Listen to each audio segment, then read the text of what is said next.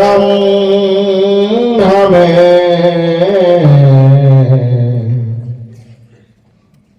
ध्यावत है सब संत। गुरु है बड़ा गोविंद से मन में देख विचार। हरि सिरजे तो बार बार, गुरु सिरजे तो पार।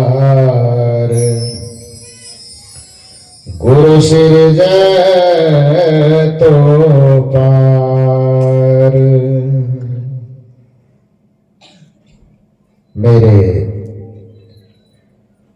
व्यवहारिक एवं पारमार्थिक जीवन के प्रबल प्रेरणा स्रोत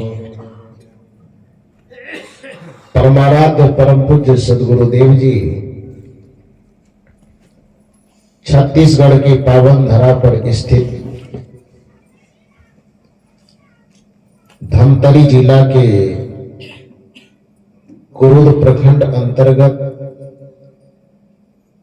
ग्राम परसट्ठी में अवस्थित सदगुरु कबीर आश्रम के तत्वावधान में आयोजित त्रिदिवसीय सत्संग समारोह के तीसरे दिन के इस समापन सत्र में मंच पर विराजमान इस कार्यक्रम के आयोजक संयोजक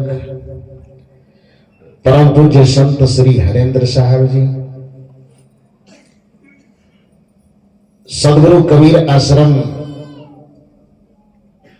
नवापारा से पधारे हुए वहां के वर्तमान अध्यक्ष परम पूज्य संत श्री विचार साहब जी, जिनके प्रखर विचारों को अभी हम लोग सुन रहे थे, बल्कि सुनने का और मन कर रहा था। यदि हमें पता चलता कि हमारे जाने के बाद गाड़ी में इतना डिस्क ब्रेक मार दिया जाएगा तो फिर मैं आधा घंटा और लेट कर देता। ऐसे प्रांजल विचारों को जनमानस तक पहुंचाने वाले सदगुरु कबीर आश्रम बुरहानपुर से पधारे हुए परम पूज्य संत श्री संतोष साहब जी, सदगुरु कबीर आश्रम करही भदर से पधारे हुए और पूर्व में सदगुरु कबीर पारक संस्थान प्रयागराज इलाहाबाद के अध्यक्ष रह चुके परम पूज्य संत श्री देवेंद्र साहब जी एवं इस मंच पर भी विराजमान विभिन्न स्थानों से पधारे हुए अपने ज्ञान ध्यान त्याग तप के प्रभाव से तीर्थों को भी परम पावन करने वाले परम वंदनीय संत समाज, विभिन्न स्थानों से पधारी हुई हमारी समस्त साध्वी बहनें एवं इस परिवर्तन परिवर्तक स्थल पर विराजमान अध्यात्म प्रेमी सज्जनों तथा देवियों,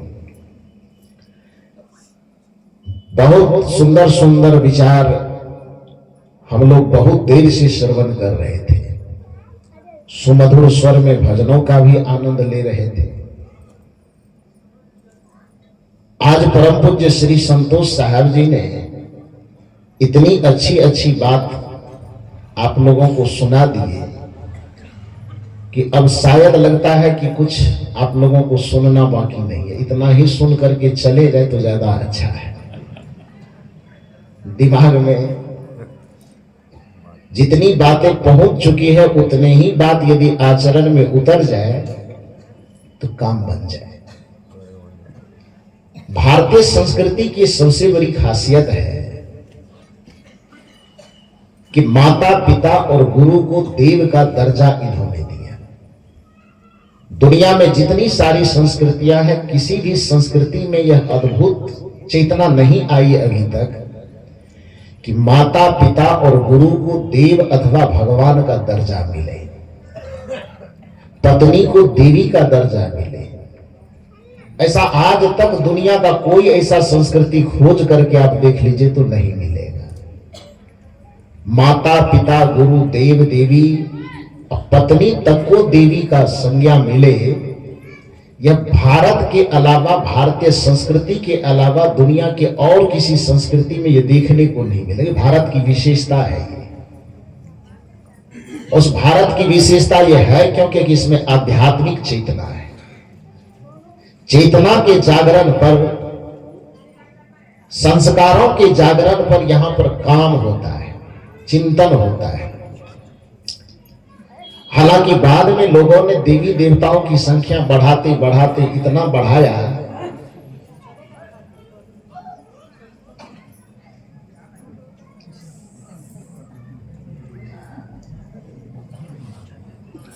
अरे निकलो ना, बोलिए सदगुरुदेव की। तो मैं निवेदन कर रहा था कि भारतीय संस्कृति की सबसे बड़ी विशेषता है कि माता पिता गुरु को देव की संज्ञा प्राप्त हुई, और बाद के लोगों ने उसमें थोड़ी बहुत चालाकी चालबाजी करते करते अपने रोजगार धंधा प्रवेश करवाते गए और देवताओं की संख्या बनाते बनाते पता नहीं कितने बना दिए। मैंने कल भी चर्चा किया कि कल एक परसों नया देवता एक ठौर बना है। कौन बना है? कुतेश्वर भगवान। ये मजाक नहीं कर रहा हूं, पूजा चल रही है, बहुत लोगों का धंधा उससे भी अब चलेगा। अभी मैं सकड़ी गया था घूमने, दर्रा गया था, तो वहां पर सज्जनों ने कहा कि एक देवता और बढ़ा दीजिए। मैंने कहा वहां बिल्ली है, बिलेश्वर महाराज बढ़ा दीजिए। लेकिन मूल रूप से जो भारतीय संस्कृति का प्रतिनिधित्व करने वाला ग्रंथ जिसे वेद कहा जाता था, उस वैदिक साहित्य के अंतर्गत मुख्य रूप से 3 देव ही थे। विचारकों ने थोड़ा विचार किया तो एक और बढ़ाया, मातृदेवो भव, पितृदेवो भव, आचार्य देवो भव, अतिथि देवो भव। स्वामी विवेकानंद आए, थोड़ा उसमें आधुनिक चिंतन करते हुए उन्होंने कहा कि 2 देवता और मेरे तरफ से जोड़ दो उसमें, दरिद्र देवो भव और मूर्ख देवो भव। दरिद्र देवो भव इसलिए क्योंकि यदि कोई लाचार, कोई भूखे, कोई विवश न हो तो कोई भी आदमी अपने धन की सदुपयोगिता करने के लिए दान दे तो कहां दे। क्योंकि दान देना अपने धन की सदुपयोगिता, मैं कहा करता हूं अक्सर, ये आदमी के जीवन में यदि अहम का 3 वजन बढ़ जाए, तन में वजन बढ़े तो व्यायाम करो, मन में वजन बढ़े तो ध्यान करो, और धन में वजन बढ़े तो दान करो। यदि तन संबंधी कोई अहंकार बढ़ जाए, तन संबंधी कोई विकार बढ़ जाए, तो व्यक्ति को व्यायाम करना चाहिए, तो उससे तन के रोग समाप्त होंगे। मन के अंदर काम, क्रोध, लोभ, मोह, ईर्ष्या, द्वेष, अहंकार का रोग लग जाए, विकार ग्रस्त हो जाए मन, तो एक ही उपाय है कि ध्यान कीजिए। और धन का अभिमान यदि आने लगे, धन हद से ज्यादा होने लगे, तो उस धन में विकार पैदा न हो, इसके लिए धन का दान करना चाहिए। ये बात आदमी को हमेशा ख्याल रखना चाहिए। तन को निरोगी रखने के लिए व्यायाम, मन को निरोगी रखने के लिए ध्यान, और धन को निरोगी रखने के लिए दान। ये ध्यान रखना है। अब कहीं ये मत सोचना कि महात्मा लोग अपना जुगाड़ लगा रहा है। क्योंकि आज संतोष साहब जी भी वही पर वचन किए कि 10 टकिया देने में दर्द होता है। अब मैं भी उधर ही ले जा रहा हूं, तो कहीं ये मत सोच लेना कि महात्मा लोग अपनी व्यवस्था कर रहे हैं। हम लोगों को मत देना यदि ऐसा लगे तो। कबीर साहब ने कहा है कि जो तू आया जगत में तो ऐसा कर ले, कर साहब को बंदगी, भूखे को कछु दे। साहब की बंदगी करो। भूखे, भूखे का अर्थ केवल पेट की भूख से नहीं है। भूखे का अर्थ जहां पर आवश्यकता हो, उस आवश्यकता में भी कोई अभावग्रस्त होकर के किसी भी प्रकार से जी रहा है, तो उस अभाव को दूर करने का यदि आपके पास सामर्थ्य है तो अपने तन से हो, मन से हो, बुद्धि से हो, विवेक से हो, धन से हो, दौलत से हो, किसी के भी अभाव को दूर करने का यदि आप प्रयास कर रहे हैं तो समझ लीजिए कि उसके भूख को ही मिटाने का प्रयास कर रहे हैं। यही कबीर साहब का संदेश है और यही आधुनिक चिंतन संदेश देता है कि मनुष्य बन करके आए हो तो सबसे पहला काम ये करना, अपना धर्म निभाना कि भला किसी का कर न सको तो बुरा किसी का मत करना, पुष्प नहीं बन सकते यदि तुम कांटे बन कर मत रहना। पहली कोशिश यह करो कि हमारे माध्यम से किसी का भला हो जाए, हमारे माध्यम से किसी का उपकार हो जाए, हमारे माध्यम से किसी के जीवन में सफलता की सुगंधी आ जाए, हमारे माध्यम से किसी के चेहरे पर मुस्कुराहट आ जाए, हमारे माध्यम से यदि किसी के माथे में कोई परेशानी का बोझ है तो वह बोझ उतर करके किसी का माथा, किसी का दिल, किसी का दिमाग हल्का हो जाए। यदि इतना ही कर दिए तो हजारों मंदिर में जाने का फायदा जो हो सकता है वो आपको एक आदमी के जीवन में ये संस्कार लाने से हो जाएगा। एक आदमी के जीवन में यदि आपने मुस्कुराहट ला दिया तो हजारों मंदिर में जाने से जो परिणाम नहीं निकल सकता वो परिणाम एक आदमी के चेहरे पर मुस्कुराहट लाने से हो जाएगा। हजारों तीर्थ यात्रा करने से जो लाभ नहीं मिलेगा, हजारों देवी देवता की प्रतिमाओं के सामने झुकने से जो लाभ नहीं मिलेगा, वह लाभ किसी आदमी के हृदय से द्वंद्व के, चिंता के, परेशानी के बोझ को खत्म करने से मिल जाएगा।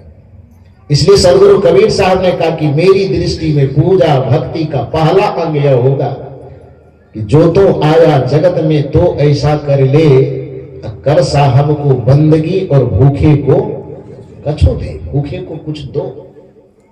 भला किसी का कर न सको तो बुरा किसी का मत करना, पुष्प नहीं बन सकते यदि तुम कांटे बन कर मत रहना। इसी भजन में कड़ी आती है, बन न सको भगवान यदि तुम, कोशिश करो कि पहले भगवान बनो। भगवान का केवल पुजारी बनने से काम नहीं चलेगा। सदगुरु कबीर साहब कहते हैं कि वह तुमसे भगवान से मिलाने का दावा करता है जो तुम्हें चित्र का पुजारी बनाए रखना चाहता है, लेकिन मैं तुम्हें सीधे भगवान बना देना चाहता हूं, क्योंकि मैं तुम्हें चित्र से आगे निकल करके चरित्र का पुजारी बनाना चाहता हूं, चरित्र का पुजारी बनाना चाहता हूं। कई बार मैं कह चुका हूं कि कबीर साहब को लोगों ने इल्जाम लगाया कि वो देवी देवता के विरोधी है। कबीर साहब देवी देवता के विरोधी नहीं है। कबीर साहब के चिंतन में विरोध की झलक सिर्फ इस बात को लेकर के है कि कुछ लोग कहते हैं कि चित्र तक ही सीमित रह करके भक्ति करो। कबीर साहब कहते हैं यहां पर मेरी आपत्ति है। मैं ये कहता हूं कि चित्र तक सीमित रह करके भक्ति नहीं करनी चाहिए, बल्कि हमें चरित्र तक पहुंच करके उसका अनुकरण करना चाहिए। इसी को भक्ति कहा जाता है, इसी को देवताओं का पूजन कहा जाता है। राम का भक्त होना चाहते हैं, राम के चरित्र को उतारिए जो उतारने लायक है। सारे चरित्र को मैं उतारने नहीं कहूंगा। एक अच्छा बेटा बनना हो तो मैं कहूंगा कोई वरदान मांगने आए कि साधु महात्मा से आशीर्वाद दीजिए, बेहिचक आशीर्वाद देंगे कि आपको राम जी के जैसे पुत्र हो। यदि आप शुभकामना मांगने आएंगे, आशीर्वाद मांगने आएंगे, तो बेहिचक हम महात्मा होने के नाते आपको शुभकामना दे सकते हैं कि आपका भाई श्री राम के जैसा हो। यदि आप शुभकामना मांगने आएंगे तो हम कह सकते हैं कि आपको यदि मित्र मिले तो श्री राम की तरह मिलना चाहिए। यदि आप कुछ शुभकामना मांगने आएंगे तो हम शुभकामना कर सकते हैं आपके लिए। यदि आपके राज्य का राजा भी हो तो निश्चित रूप से श्री राम के जैसे होना चाहिए। लेकिन यदि आप कहीं ये वरदान मांगने आ गए कि हम शादी करने जा रहे हैं, हमारा बेटी के दामाद भी राम जी के जैसे होना चाहिए, तो हम कहेंगे कि भरम में हो, ये वरदान मत मांगो। दुनिया में और सब चीज राम की जैसे, राम जी के जैसे आपके परिवार में बेटा होना चाहिए, भाई होना चाहिए, शिष्य होना चाहिए, मित्र होना चाहिए, इससे मैं सहमत हूं, ये कबीर मंच सहमत है। लेकिन सदगुरु कबीर साहब का मंच इस बात से सहमत नहीं है कि राम जी जैसा दुनिया में किसी को पति मिले, किसी को राम जी के जैसा पति नहीं मिलना चाहिए। पति मिलना चाहिए तो किसके जैसा?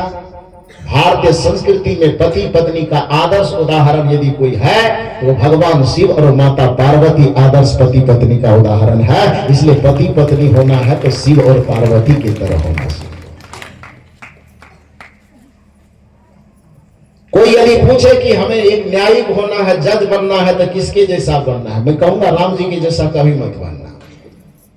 जजमेंट यदि बनना हो, जज बनना हो, सरपंच बनना हो, कोई पदाधिकारी बनना हो, न्यायिक पद पर बैठना हो, तो उसमें श्री राम जी उचित नहीं ठहरते, वहां पर कृष्ण जी उचित ठहरते। आप सवाल कर सकते हैं कि ऐसा क्यों कह रहे हैं आप? क्योंकि श्री राम जी के न्याय में, चरित्र में न्याय नहीं झलकता। क्योंकि दो झगड़ा करने वाला व्यक्ति, मान लीजिए कि आपके पास पहुंचा, आपको कोई पदाधिकारी बना दिया गया है और आपके सामने में दो झगड़ने वाला व्यक्ति जाए और आपसे एक पक्ष, एक पार्टी के लोग अपनी समस्या सुना दे, तो एक ही पक्ष की समस्या को सुन करके आप न्याय कर देंगे, जजमेंट हो जाएगा। यदि कहीं जजमेंट हो रहा है तो ये उचित हो रहा है कि अनुचित हो रहा है? थोड़ा अपना बुद्धि विवेक से बोलिएगा। ऐसा न लगे कि साहब जी के मंच के सामने बैठे हैं तो सब में हाँ हाँ मिलाना है, ऐसा नहीं करना है। यदि अनुचित लगे तो उसमें टोकिएगा जरूर, ये खुली छूट है आपको कि जो बात आपको सुनाई जा रही है, यदि उसमें लगे कि कुछ आपत्तिजनक बातें कही जा रही है तो उस पे आप चाहे खड़े होकर के आप सवाल कीजिए मुझसे कि आप ऐसा क्यों कह रहे हैं। हो सकता है मैं जवाब दे पाऊं, जवाब न दे पाऊं तो फिर आप जो जवाब देंगे उससे मैं सहमत हो जाऊंगा। क्योंकि सदगुरु कबीर साहब का मंच अंधविश्वास का मंच नहीं है, ये तर्क वितर्क और विचार का मंच है। और भारतीय संस्कृति ही तर्क का मंच है भाई। लोग कहते हैं कि सगुनवादी लोग जो है ना, खाली मानो तो देव न तो पत्थर वाली परंपरा, विश्वासो फलदायकम वाली। ना ना ना ना ना, असल बात यह है कि मैंने कई बार इस चीज का जिक्र किया है कि सनातन संस्कृति के ग्रंथों को लोगों के दिल दिमाग तक पहुंचने ही नहीं दिया गया। और ग्रंथों की बात तो छोड़िए, समान सी बात, रामचरितमानस ग्रंथ के ही सारांश को, उसके उचित बातों को लोगों के दिल दिमाग तक नहीं पहुंचने दिया गया है। यदि श्री राम जी के ही संदेश को लोगों तक उचित तरीके से पहुंचा दिया जाता तो फिर आंख मूंद करके बात करने की बात धर्म के जगत में नहीं की जाती। धर्म जगत में तब ये चर्चा नहीं की जाती कि राजा सगर को एक साथ 60,000 बच्चे पैदा कर गए और सामने वाला प्रश्न नहीं कर रहा है, बल्कि वृंदावन बिहारी लाल की जय बोल रहा है। सदग्रंथ ये सलाह नहीं देता है। प्रियव्रत जी जब चल रहे थे अपने रथ से, तो उसके रथ के चक्के से जो धारा बनी, रथ के चक्के से जो निशान बने, वो धरती का 7 समुद्र बन गया। सामने वाला खड़ा होकर सवाल नहीं कर रहा है, बल्कि सुर में सुर मिला करके वृंदावन की जय बोल रहा है। और यदि उस पर कोई तर्क कर रहा है तो कहता है कि ये नास्तिक है, ये सनातन धर्म के विरोधी है। ऐसा नहीं है। सनातन धर्म यह सिखाता है। श्री राम जी जब 14 वर्ष अयोध्या में वनवास भुगतने के बाद सीता जी को लौटा करके लंका से लाए अपने अयोध्या में, राजगद्दी पर विराजमान होने के बाद उन्हें लगा कि अपने नगर वासियों को जमा करके जो मैं सीख करके आया हूं, ऋषि मुनियों से, ज्ञानी ध्यानी महात्माओं से आध्यात्मिक चिंतन को सीख के आया हूं, तो पूरे अयोध्या वासी को ऐसा मौका तो लगेगा नहीं कि जाकर के ऋषि मुनि से बातचीत करे, बैठे। फुर्सत उतना किनको है। अब छत्तीसगढ़ से बिहार सब लोगों को जाना होता तो फुर्सत कहां से होती। वो तो श्री हरेंद्र साहब की कृपा है कि साल में एक बार आपसे हमको मुलाकात करवा देते हैं। एक बार इनके लिए जोरदार ताली बजा करके अभिनंदन। ये संतों की कृपा है कि आपको मुझसे मुलाकात करवाने के लिए आपको मेरे पास नहीं जाना पड़ता है, मुझे ही बुला करके आपके पास ला दिया जाता है। श्री राम जी ने यही का सोचा मन में कि मुझे तो वनवास मिला, उसका सदुपयोग मैंने किया कि संत महात्माओं के सानिध्य में बैठ बैठ करके ज्ञान ध्यान त्याग तप के रहस्य को समझ पाया। लेकिन पूरी अयोध्या की जो आम जनता है उसको न तो फुर्सत है और न उसके घर में कोई कैकेयी और दशरथ जी है कि सबको वनवास मिल जाए। ऐसा भी तो नहीं है ना कि सबको वनवास मिले, अब मिले भी तो सब मानेगा थोड़े। तो राम जी सोचे कि ऐसी कोई परिस्थिति नहीं आएगी, न इनको वनवास होगा, न ये जंगल जाएंगे, न छुट्टी होगी, लोग बातचीत कैसे करेंगे। लेकिन उसमें श्री राम जी एक निदान निकालते हैं कि जितने अयोध्या वासी हैं, मैं जो सीख करके आया हूं मैं ही इनको सुना देता हूं कुछ तत्व की बातें, कुछ ज्ञान की बातें। तो इसके लिए एक दिन सभा बुलाते हैं, पूरी नगर के लोगों को इकट्ठा करते हैं, पुरजन परिजन गुरुजन सबको राजसभा में बुलाते हैं और सबसे निवेदन करते हैं कि 14 वर्ष के दरमियान में ज्ञानी ध्यानी ऋषि मुनि त्यागी तपस्वियों के पास रह करके जो आध्यात्मिक चर्चाएं की है, कुछ जो अध्यात्म का सारांश मैंने समझ पाया, वह ज्ञान मैं आप लोगों को सुनाना चाहता हूं। सब लोगों में खुशी हुई, सब लोगों ने कहा कि ठीक है सुनाइए। सभा सुनने के लिए इकट्ठी हो गई। राम जी के सामने आया होगा माइक, उस जमाने का पता नहीं ये वाला माइक था कि नहीं, साउंड वाले आप ही थे क्या होंगे और कौन होंगे मुझे नहीं मालूम। लेकिन जो भी होगा उस समय की व्यवस्था, उसके अनुसार माइक राम जी के सामने जब आया तो श्री राम जी ने कहा कि आपको सुनाने के लिए जो हम बुलाए हैं वो बाद में सुनाएंगे। ध्यान से सुनिए, भारतीय संस्कृति की मैं बात कर रहा हूं। लोग कहते हैं कि विचार करने को, तर्क करने को केवल ये कबीरपंथी लोगों का, निर्गुण लोगों का धारा है कि जब भी कोई अनुचित बात धर्म के नाम पर किया जाए, भगवान के नाम पर किया जाए, तो प्रश्न करने वाले को नास्तिक सिद्ध करो, प्रश्न करने वाले को सनातन विरोधी सिद्ध करो। कोई कह रहा एक लोटा जल सब समस्या के हल, उसके हाँ में हाँ मिला दो तो आप सनातन धर्मी हैं, और यदि उस पर प्रश्न पैदा करो तो कहें सनातन का विरोधी है। अभी हाल फिलहाल में एक महात्मा 4.5 करोड़ 5 करोड़ की गाड़ी लिया ना, 5 करोड़ की। अब 5 करोड़ की गाड़ी पर किसी ने, मीडिया वाले ने सवाल किया, तो जानते हो जवाब क्या दिया? जवाब क्या है उनका बात मालूम है? जवाब यह है कि जो मेरी गाड़ी को देख करके जलते हैं वो हिंदुस्तानी नहीं, वो पाकिस्तानी है। जो मेरे गाड़ी को देख करके जलते हैं वो सनातन के विरोधी है। जो इस सनातन के रफ्तार का विरोध करेगा तो इस गाड़ी की रफ्तार से उसको कुचल दिया जाएगा। विलासिता पर भी यदि टिप्पणी हो तो वो सनातन का क्या हो गया? विरोधी हो गया। अरे भाई, इस सनातन धर्म को इतना सस्ता क्यों बना रहे हो भाई? सवाल को ही मार रहे हो। जब सवाल मर जाएगा, आप कल्पना कीजिए कि भारतीय संस्कृति में भी अर्जुन का सवाल मर जाता तो आपके पास गीता पहुंच पाती क्या है? गरुड़ जी का संवाद मर जाता तो काकभुसुंडी जी के मुंह से रामचरितमानस आ पाता क्या? यादवल्क भारद्वाज के बीच में जो संवाद हो रहा, एक के मन से प्रश्न समाप्त हो जाता तो आपके बीच में शास्त्र आते क्या? यदि जनक जी के मन में सवाल नहीं होता, जनक जी सवाल नहीं करते, तो आपके सामने अष्टावक्र गीता आता क्या? नहीं आता ना। नचिकेता के मन का सवाल यदि मर जाता तो जमराज के बीच में जो संवाद होकर के आपके सामने कठोपनिषद आया, आता क्या? नहीं आता ना। भारत की संस्कृति कहती है, भारत की आध्यात्मिक संस्कृति यह कहती है कि भगवान भी आपके सामने खड़ा हो, और यदि भगवान के मुख से निकली हुई बात में भी कुछ अनुचित लगे तो वहां पर आंख मूंद करके, माथा हिला करके मान मत लीजिए, बल्कि उससे सवाल कीजिए कि आप ये कह रहे हैं तो इसके पीछे तर्क क्या है आप। और श्री राम जी इस चीज की प्रस्थापना करते हैं। और कबीर साहब का तो खैर ये मापदंड ही है, करहूं विचार तो सब दुख जाए, जब लग नहीं देखो निज नैना, तब लग न मानो गुरु के वैना। लेकिन इस बात को कि हर चीज पर विचार करना है, हर चीज पर तर्क करना है, इसको एक निर्गुण परंपरा वालों का टैग बना दिया गया और इसके लिए निर्गुण पंथियों की आलोचना की गई।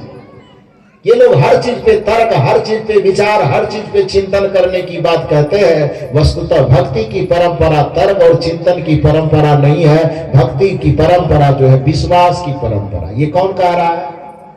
सामने वाला, एक लोटा जल वाला वही कहता है कि तर्क की चीज नहीं, भक्ति कोई तर्क की चीज नहीं है, पूजा कोई तर्क की चीज नहीं, बस करते चलो करते चलो। लेकिन श्री राम जी क्या कहते हैं?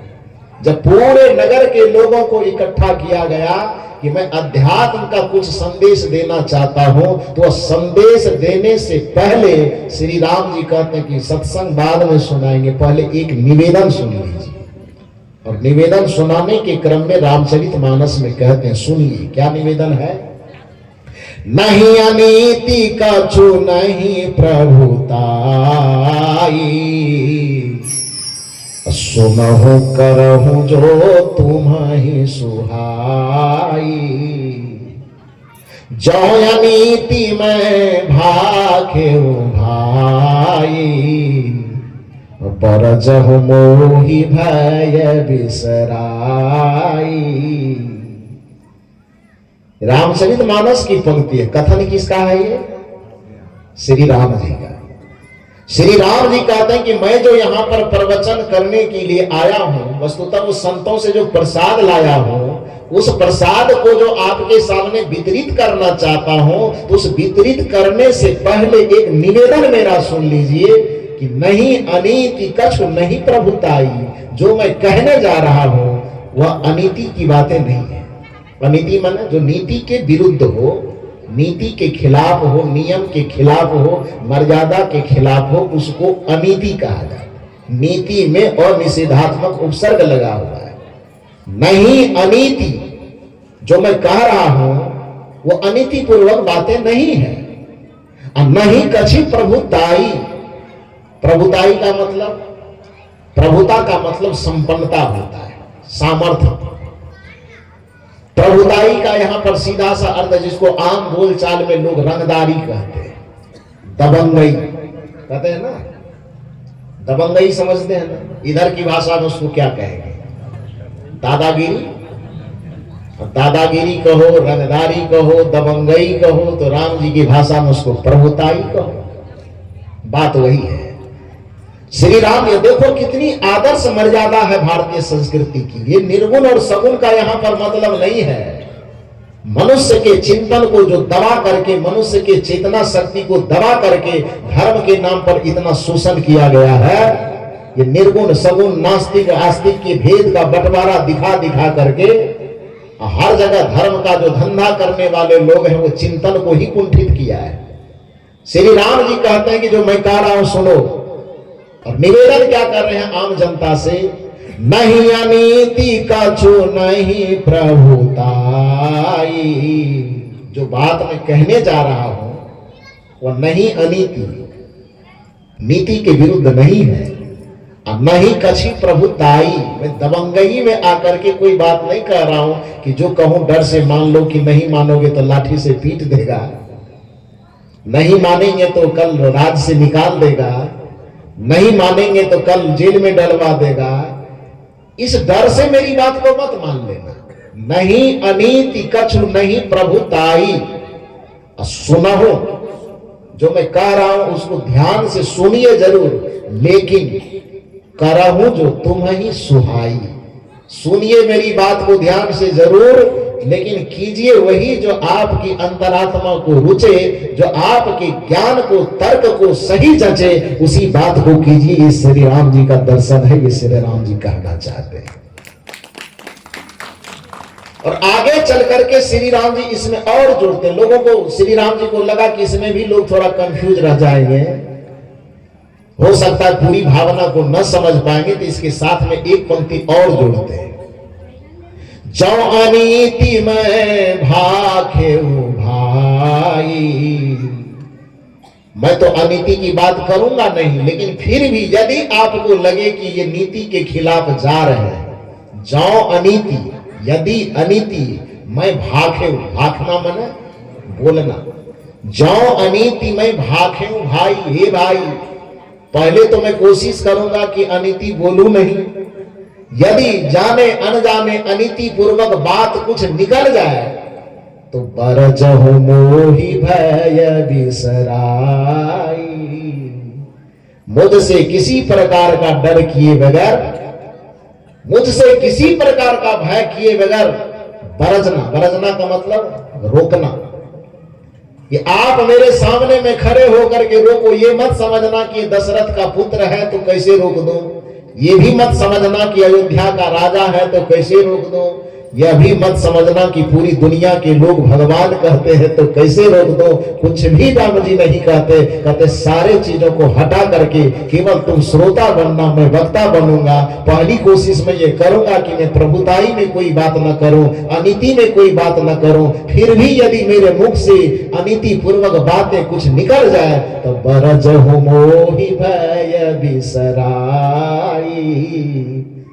डर को बिसरा करके, भय को बिसरा करके आप खड़ा होकर के मुझे रोकना कि आप ये ठीक नहीं कह रहे हैं। अब आप कल्पना कीजिए कि भगवान कहलाने वाले व्यक्ति, जिसको भगवान दुनिया में मान रहे हैं, वही कथाकार जो कथा मंच पर बैठे हुए हैं, वो भगवान, उनके भगवान कह रहे हैं कि भैया यदि मैं कुछ गलत बोलूं तो आप मुझे रोको। जो कथा व्यास पर मंच पर बैठे हुए वो कह रहे हैं कि यदि धर्म के नाम पर सवाल करोगे तो तुम क्या हो जाओगे, नास्तिक हो जाओगे, धर्म के विरोधी हो जाओगे। कल भी मैंने आपसे पूछा था कि कबीर साहब को लोग सनातन संस्कृति से दूर दिखाते हैं। आप बताओ कि जहां पर श्री राम कह रहे हैं कि यदि नीति के खिलाफ बात करो तो चाहे वो धार्मिक बात ही क्यों ना मैं करूं, लेकिन मुझे रोको। कबीर साहब भी कह रहे हैं यदि तुम्हें धर्म के नाम पर कोई बड़गलावे तो रोको। यहाँ कबीर साहब का चिंतन राम जी के चिंतन से मेल खाता है कि विपरीत जाता है? क्या करता है? मेल खाता है ना। और दूसरा जो वहां कह रहा है कि प्रियव्रत के चक्का से समुद्र बन गया, वो नीति वाली बात कह रहा है कि अनीति वाली? राजा सगर की पत्नी को एक ही साथ में 60,000 बच्चे पैदा हो गए, ये नीति वाली बात है कि अनीति वाली? अनीति वाली बात है ना। गोस्वामी तुलसीदास जी रामचरितमानस की व्याख्या में बता दिए कि गोस्वामी जी कहते हैं वहां पर कि अयोध्या में, श्रीलंका में कितने सेनापति हैं, इसकी गणना जब करते करवाते हैं तो वहां कहते हैं असमय कान सुना 10 कंधर, पद्म 18 यूथप बंदर। हे दशाना, आप जो मुझे गुप्तचर बना करके वहां पर भेजे, मैं श्रीलंका में जो राम जी की छावनी है जिसमें युद्ध के लिए सारे सेनापति एकत्रित हैं, मैं उसका अवलोकन करके आया हूं। तो आंख की क्षेत्रफल तो उतनी थी नहीं कि मैं सबको देख सकूं। वहां चर्चा करते हुए लोगों से सुना है, आपको सुना रहा हूं। असमय कान सुना 10 कंधर। संख्या कितनी है? यूथप की, यूथ की नहीं, यूथ मन समूह, यूथप मन समूह का एक नायक, सेनापति। यूथ का मतलब सेना, यूथप का मतलब सेनापति। तो असमय कान सुना 10 कंधर, पद्म 18 यूथप बंदर। कहते हैं कि श्रीलंका की धरती पर युद्ध के मैदान में जो श्री राम जी की छावनी है, उस छावनी में यूथ नहीं, यूथप 18 पद्म है। अब 18 पद्म यूथप है तो यूथ कितना होगा, ये कल्पना गिनती से बाहर है, नहीं किया जा सकता। अब यूथप की गिनती ही यदि 18 पद्म हो रही है तो थोड़ा पद्म के बारे में तो पढ़े लिखे लोग चूंकि यहाँ बैठे हैं मुझसे ज्यादा, तो हमसे ज्यादा कैलकुलेशन कर लेंगे। आप थोड़ा सा जोड़ करके देखिए, पद्म किसे कहते हैं? 100,000 के 1 लाख होता है ना, 100 लाख के 1 करोड़। बोलते जाइए ना। हरेंद्र साहब जी तो भोजन करवाएंगे ही, चिंता क्यों करते हैं? तब 3 दिन से खा रहे हैं फिर भी नरम नरम बोल रहे हैं। थोड़ा बढ़िया से बोले। और आज तो हम लोगों का आखिरी दिन है इस साल का, फिर आगे का जाने ऊपर वाला।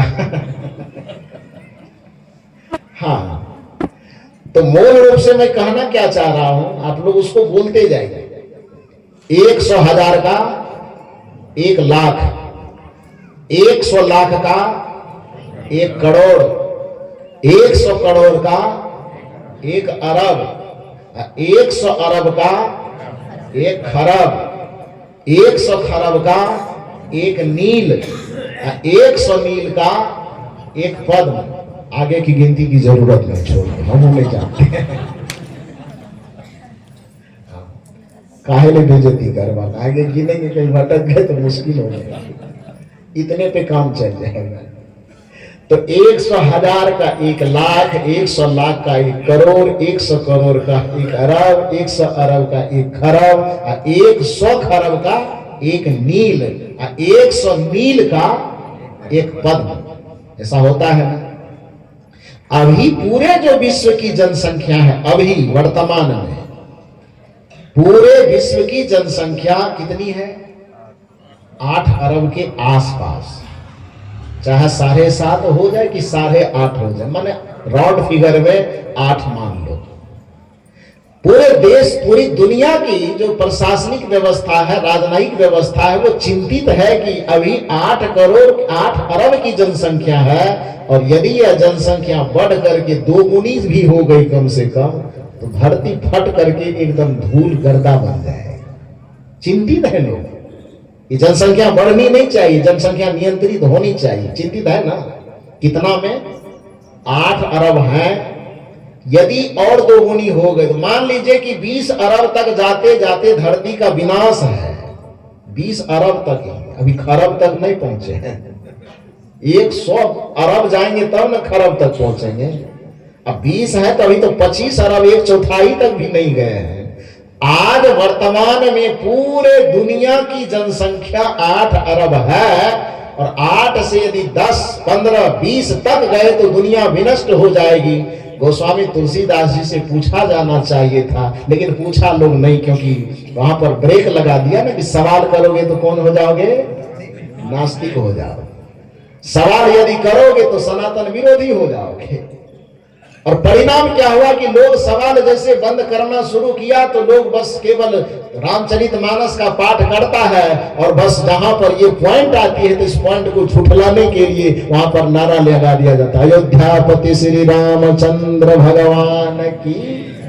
हाँ, कल ही आप लोग बोले कि ट्रेनिंग अच्छी हो रही है, कथा चलेगा, मेरा चलेगा ना। तब गाने के लिए शशिकला है, ये है उसकी माता जी आज आई है। 2 दिन आप नहीं आई थी, एक बार उनकी माता जी के लिए जोरदार ताली बजाई। तो राम कथा वो करती है तो सहयोगी मेरी हो जाएगी तो अच्छा रहेगा। तो कहने का ये अभिप्राय, जहां पर ये चिंतन करने वाली बात आती है तो उसमें जय जयकार इतनी जोर से आती है कि उस जय जयकार के धुन में जो सच्चाई होती है वो दब करके दम तोड़ देती है।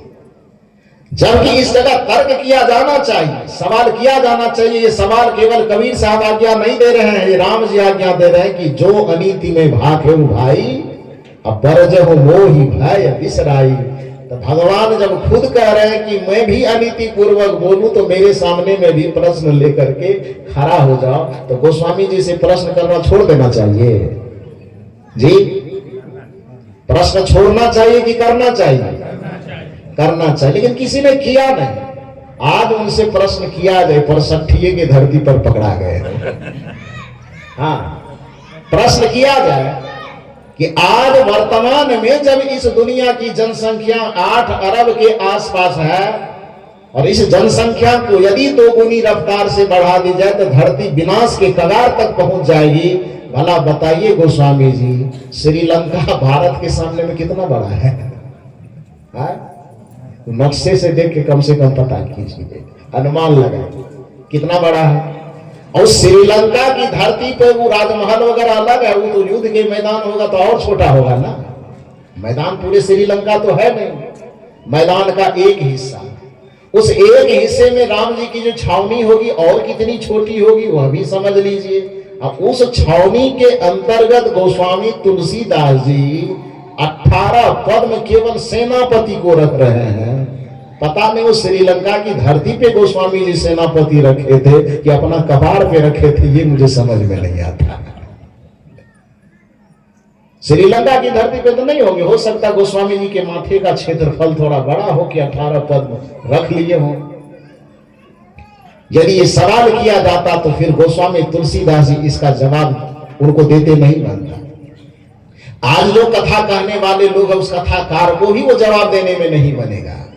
तो कहने का ये अभिप्राय है कि सदगुरु कबीर साहब का जो यह चिंतन है, यह चिंतन आपको सवाल करने से नहीं रोकेगा। इसलिए यदि कुछ कहा जाए और उचित न लगे तो आप खड़े होकर के सवाल कीजिए कि साहब आप ऐसा क्यों बोल रहे हैं। क्योंकि हमारी चाहे वो निर्गुण परंपरा की संस्कृति हो कि सगुण परंपरा की संस्कृति हो, या दोनों को समेट करके कह दिया जाए तो भारत की संपूर्ण संस्कृति हमें सवाल करने से रोकता नहीं है, बल्कि सवाल करने की इजाजत देता है। देता है कि नहीं देता है? यदि सवाल करने की इजाजत न देता तो कल्पना कीजिए कि भगवान श्री कृष्ण के सामने अर्जुन खड़े हैं और अर्जुन को एक बार डांट करके श्री कृष्ण कह देते कि तुम हमको भगवान गुरु परमात्मा सब मानते हो, तो इतना बक बक बक बक करके सवाल क्यों कर रहे हो? कृष्ण जी कह सकते थे ना, लेकिन कृष्ण जी कहे क्या? एक बार भी डांटे, बल्कि अर्जुन के मन के अंदर जितने सवाल थे सारे सवालों को श्री कृष्ण जी धैर्य पूर्वक सुनते हैं और उन सवालों का जवाब बड़े विस्तार पूर्वक देते हैं। धैर्य पूर्वक सुने गए सवाल और धैर्य पूर्वक दिए गए जवाब के परिणाम में ही आज हमारे आपके सामने में गीता का ज्ञान उपस्थित है। इसलिए भारतीय संस्कृति को कभी विश्वास और आंख मूंद करके मानने वाली संस्कृति मत बनाइए। भारत की जो संस्कृति है, भारत की जो आध्यात्मिक विरासत है, वह विरासत चिंतन का विरासत और सवाल का विरासत है, जिसको कबीर साहब कह रहे करहो विचार तो सब दुख जाई। ये विचार की विरासत है। इस विचार की विरासत को आप विश्वास की विरासत मत बनाइए। तर्क के विरासत को आंख मूंद करके मान लेने की विरासत मत बनाइए। और इसी विरासत को सदगुरु कबीर साहब और कबीर साहब की परंपरा ने आगे बढ़ाने का काम किया है। तो आगे चल करके न विचार करने वाले लोग देवी और देवता के नाम पर इतने देवी देवता खड़े करते चले गए और उसमें आज भी वो कमी नहीं आई है। कहीं कुतेश्वर महाराज बन रहा है तो कहीं बिलेश्वर महाराज बन रहा है, अब कहीं कुछ समय आगे होगा गधेश्वर महाराज भी बनेगा ना, बन सकता है। जो भी हो, कहने का अभिप्राय ये है कि भारतीय संस्कृति में मूल रूप से 3 देव थे प्रमुख रूप से। कौन कौन? मातृदेवो भव, पितृदेवो भव, आचार्य देवो भव और एक देव अतिथि देवो भव। और स्वामी विवेकानंद के आधुनिक सोच के अनुसार 2 देव उसमें और जोड़े गए, दरिद्र देवो भव और मूर्ख देवो भव। दरिद्र देवो भव क्यों? क्योंकि दरिद्र है सामने में, तभी तो आप कुछ दे पा रहे हैं, अपने जीवन की सार्थकता को सिद्ध कर पा रहे हैं। कल्पना कीजिए कि यदि मूर्ख ना हो तो विद्वान का महत्व क्या होगा? अंधकार हो ही नहीं तो लाइट का महत्व होगा, जनरेटर का महत्व क्या होगा? यदि इतने श्रोता समाज न आते तो फिर माइक के सामने बैठ करके वक्ता लोग क्या करते? झाल बजाते हैं। वक्ताओं का जो महत्व है किसके आधार पे है? उस श्रोताओं के आधार पे है। प्रकाश का जो महत्व है किसके आधार पर है? अंधकार के आधार पर है। सोने का जो महत्व है वह किसके आधार पे है? मिट्टी के आधार पर है। फूलों का जो महत्व है किसके आधार पे है? कांटों के आधार पे है। ठीक उसी प्रकार से आपके भी धनवान होने का जो महत्व है वो गरीब होने के आधार पर है। इसलिए आप गरीब लोगों को देवता बना करके उसकी आराधना कीजिए, तभी आपके अमीरी की खुशबू बरकरार रह सकेगी। यही स्वामी विवेकानंद कह सकते हैं। कोई अनपढ़, कोई मूर्ख, कोई अज्ञानी आदमी आपके सामने में आवे तो उसको धुतकारिए मत, उसको नीचा मत दिखाइए, उसको धिकारिए मत, बल्कि विद्वानों का यह कर्तव्य है, ज्ञानियों का, विचारवानों का यह कर्तव्य है कि कोई अज्ञानी, कोई नादान उसके सामने आ जाए तो उसे समझना चाहिए कि हमारे ज्ञान का अब प्रयोग करने वाले देवता हमारे सामने आ गए। यदि अज्ञानी हमारे सामने ना आते तो फिर हमें अपने बुद्धि का प्रयोग करने का मौका कहां मिलता। ये बुद्धि रूपी पुष्प को चढ़ाने का मौका इस अज्ञानी व्यक्ति ने दिया है। इसलिए स्वामी विवेकानंद कहते हैं देवता समझ करके उसका भी आदर करो। मूर्ख देवो भव और दरिद्र देवो भव। दरिद्र आया है इसका मतलब है कि आपको धन का सदुपयोग करने का अवसर दे रहा है, आप उस पर भला उपकार नहीं कर रहे हैं। ये मत समझिए कि हम दे रहे हैं, बल्कि आप यह सोचिए कि आपको लेने वाला अवसर आपके सामने में उपस्थित किया गया है। किसी मूर्ख को, किसी अज्ञानी को यदि आप दो बात सिखा रहे हैं तो घमंड में फूलिए मत कि हम सिखाने वाले हैं, बल्कि ये सौभाग्य मनाइए कि हमारे सामने में कोई समझने वाला बैठा है और हमें समझाने का अवसर प्रदान कर रहा है। इसलिए इन समझने वाले को देवता समझ करके उसके नमन करना चाहिए। ये स्वामी विवेकानंद का तर्क है। इसलिए स्वामी विवेकानंद कहते हैं कि मातृ देवो भव, ये ठीक है, पितृ देवो भव, यह भी ठीक है, आचार्य देवो भव, यह भी ठीक है, अतिथि देवो भव, यह भी ठीक है, लेकिन साथ साथ दो देवता और जोड़ो, मूर्ख देवो भव और दरिद्र देवो भव, उसको जोड़ दो। तो जोड़ दीजिए। तो मुख्य रूप से स्वामी विवेकानंद तक आते आते भारतीय संस्कृति के जो 5 देव मान्य हुए, इसके अलावा जितना 33 करोड़ है कि 66 करोड़ सब कमाने धमाने का बिजनेस का वो एक अड्डा है। बात समझ में आई? क्योंकि देवता शब्द की परिभाषा पर यदि कसते हैं ना आप, तो देवता शब्द की परिभाषा पर ये 5 के अलावा, 5 में भी मुख्य रूप से 3 के अलावा चौथा नहीं ठहरता है। क्योंकि देवता की परिभाषा यह है कि ददाति नित्यम सह देवता, कि जो निरंतर देता हो उसको देवता कहा जाता है। देवता की परिभाषा क्या है? ददाति नित्यम सह देवता, जो आपको जीवन जीने के लिए निरंतर कुछ न कुछ देता हो उसको देवता कहते हैं। तो इस संसार में जब आप जीवन लेकर के आए तो सबसे पहले आप यह बताइए कि आपके लिए, हमारे लिए सबसे पहला दाता कौन है हमारे जीवन के लिए? थोड़ा जोर से बोलिए ना। नहीं बोलेंगे तो हम भी बंद हो जाते हैं। हम क्यों बोलेंगे? बोलेंगे आप लोग? तो सवाल मेरा यह है कि जितने लोग बैठे हैं सबको जो यह जीवन मिला है, इस जीवन का सबसे पहला दाता कौन है? माता पिता। वो तो बिहार वाले के लिए है, छत्तीसगढ़ वाले के लिए। हाँ, यहां भी वही है क्या? माता पिता ही। अच्छा चलो ठीक है, तब तो बराबर है सब। लेकिन उस माता पिता को दाता मान करके जब ही हमारे साहब जी जो प्रश्न पैदा कर रहे थे कि आप उसे जाकर के छोड़ आते हो वृद्धाश्रम में, माता पिता पानी के लिए तरसते हैं, आप जल लेकर के मंदिर में चढ़ाने जाते हो, क्योंकि हल्का में बता दिया गया 1 लोटा जल, और माता पिता को देंगे तो दिन भर में 4 लोटा जल चढ़ाना पड़ेगा। 4 लोटा कौन चढ़ावे जब 1 लोटा से काम चल रहा है?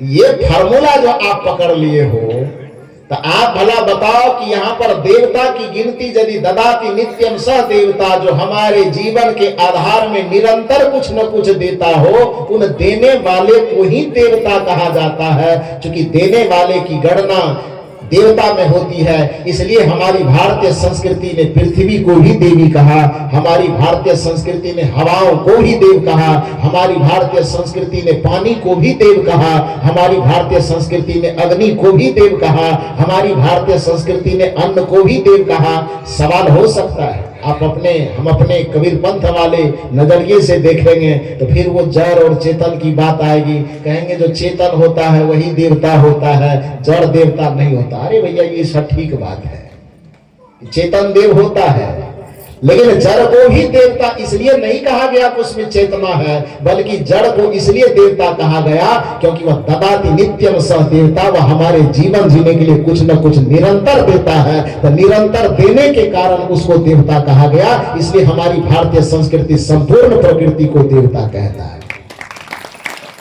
नहीं तो आप कल्पना कीजिए कि धरती ये देना बंद कर दे आपको, कौन चेतन काम आएगा आपका? हम शुद्ध चेतन ज्ञान स्वरूपम अजर हम अखंडम अनुपम जो करेंगे हम, आज अभी 2 घंटे के बाद पेट में कड़कड़ा के भूख लगे तब श्री हरेंद्र साहब जी को कहेंगे कि भूखे भजन न होई गोपाला, ले लो अपना कंठी माला। ये जड़ चेतन का निर्णय जो करेंगे ठीक है, वो निर्णय अपने जगह है, लेकिन जो पेट में अन्न जाएगा वो किसकी देन है? थोड़ा जोर से बोलिए ना, धरती माता की। तो इसलिए उनसे हम जन्म न भी लिए हैं, फिर भी वह जीवन में उसका इतना योगदान है कि उसके उपजाए अन्न यदि हमारे पेट में न जाए तो सब धर्म कर्म सिद्धांत कथा कीर्तन अपनी जगह रह जाएगा और हम वृंदावन बिहारी लाल की जय हो जाएगी।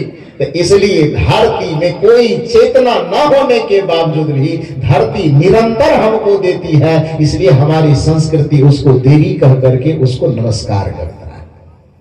हवा कोई चेतना नहीं है, लेकिन हवा में चेतना न होते हुए भी एक बार कल्पना कीजिए कि आप एक बार नाक से एक सांस ऊपर खींचते हैं, बाहर छोड़ने का मौका न मिले, या बाहर जो छोड़ दिए हैं आप कहें कि हवा को तो हम कुछ मानवे नहीं करते, तो बाहर छूट गया और अंदर हवा जाए ही नहीं, तब क्या होगा? क्या होगा बोलिए? तो हवा हमारे जीवन का अस्तित्व है ना जी, है कि नहीं है? तो हमारे जीवन में उस हवा का योगदान है कि नहीं? तो हवा निरंतर हमारे जीवन के पोषण के लिए निरंतर दे रहा है, इसलिए ददाति नित्यम सह देवता। इसलिए उस हवा को जड़ होने के बावजूद भी संतों की परंपरा में उसको हवा को देवता कह करके पुकारा गया।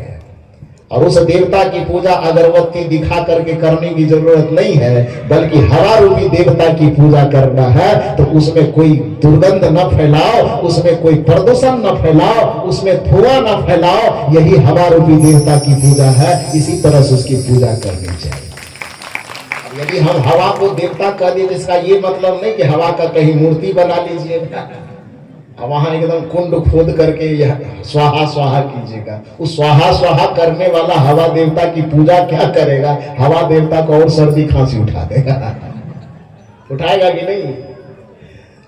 तो हर चीज की पूजा, और जल को देवता कहते तो नदी की पूजा जाकर के वहां दिया अगरबत्ती दिखा के नहीं करना, जैसा कि गंगा जी की पूजा करते हैं, खूब आरती करता है, गंगा जी में कूड़ा कचरा खूब डालता है, और शाम के वक्त में जाकर के आरती कर लेता है। वो पूजा नहीं है नदी की। नदी की पूजा इतनी मात्र है कि नदी को स्वच्छ रखो, उसमें गंदगी प्रवाहित न करो, जल को प्रदूषित न करो, नदियों को सुरक्षित रखो, पेड़ को सुरक्षित रखो, पहाड़ों को सुरक्षित रखो, ताकि हमारा वातावरण सुरक्षित रहे। यही प्रकृति देवता की पूजा है। अगरबत्ती दिखाना प्रकृति देवता की पूजा नहीं है, ये चीज सीखना पड़ेगा। लेकिन यहाँ पर होता क्या है कि प्रकृति पूजा के नाम पर भी हम वही औपचारिकता करते हैं जो अन्य कर्म कांडों में करते हैं, जाके दिया अगरबत्ती दिखा दी। कहा जाता है कि क्योंकि काशी के सांसद जो हमारे भारतवर्ष के कौन है, अभी काशी के जो सांसद हैं हमारे भारत देश के कौन है? प्रधानमंत्री जी हैं। विदेश से, यहाँ क्या कहते हैं, जर्मनी से, जापान से, वहां के जो प्रधानमंत्री थे वो आए। तो दोनों समकक्षी होने के नाते जापान के प्रधानमंत्री बोले कि आप अपने संसदीय क्षेत्र ले चलिए, वहां भी थोड़ा घूमने का मन है। तो अब दोनों चूंकि समकक्षी है, वो भी अपने देश के प्रधानमंत्री, ये भी अपने देश के प्रधानमंत्री। साथ में वहां प्रधानमंत्री कार्यालय में डीलिंग हुआ था किस चीज पे? तो वो वाला जो ट्रेन, स्पीड वाला ट्रेन, कौन ट्रेन कहते हैं? Bullet train. हाँ, तो बुलेट ट्रेन जापान से डील हुआ कि बुलेट ट्रेन के लिए यहाँ पर सरकार से सहमति बनी, हस्ताक्षर हुए। तो सुबह में दोपहर में उस पर डीलिंग हुई बुलेट ट्रेन के लिए। शाम के वक्त में मोदी जी के साथ में वो जापान के प्रधानमंत्री काशी आए। तो घूमते फिरते कहे कि आरती है गंगा जी की, उसमें चलिए शामिल होते हैं। तो अब प्रधानमंत्री दोनों दोस्त है, दोनों समकक्षी है, तो बात तो मानना पड़ेगा। वही शेड्यूल बना, उसके अनुसार गए काशी में गंगा जी की आरती करने। और गंगा जी की आरती दिया दिखा रहे हैं, 1 घंटा से आरती भजन ढोल नगारा हो रहा है। मोदी जी भी खड़े हैं, साथ साथ में वहां पे जो जापान के प्रधानमंत्री वो भी खड़े हैं। तो खड़े होने के बाद अब 1 घंटा तक खूब आरती हुई, खूब पूजा हुई। पूजा होने के बाद जब गए अपने कक्ष में, दोनों प्रधानमंत्री बैठे, तो जापान के प्रधानमंत्री पूछते थे कि 1 घंटा से खड़ा होकर के क्या कर रहे थे? तो मोदी जी बताए कि गंगा मैया की पूजा हो रही थी। तो गंगा मैया की पूजा से क्या होता है? तो मोदी जी ज्यादा कुछ नहीं समझाए, जो भी उनको समझाना होगा समझाए होंगे। तो सारी बात समझाने के बाद जापान के प्रधानमंत्री बोलते हैं कि जब भारत के आदमी को फालतू काम करने के लिए इतना समय है, तो हमारे पास से बुलेट ट्रेन काहे के लिए मंगवा रहे हैं? कि बुलेट ट्रेन की आवश्यकता तो उस व्यक्ति को है जो समय को बचाना चाहता है, लंबी दूरी की यात्रा करनी है, समय बचे तो उस समय का हम कुछ उपयोग करें। और यहां पर मैं देख रहा हूं कि आप पानी को भी घंटों घंटों यहां आरती दिखा रहे हैं।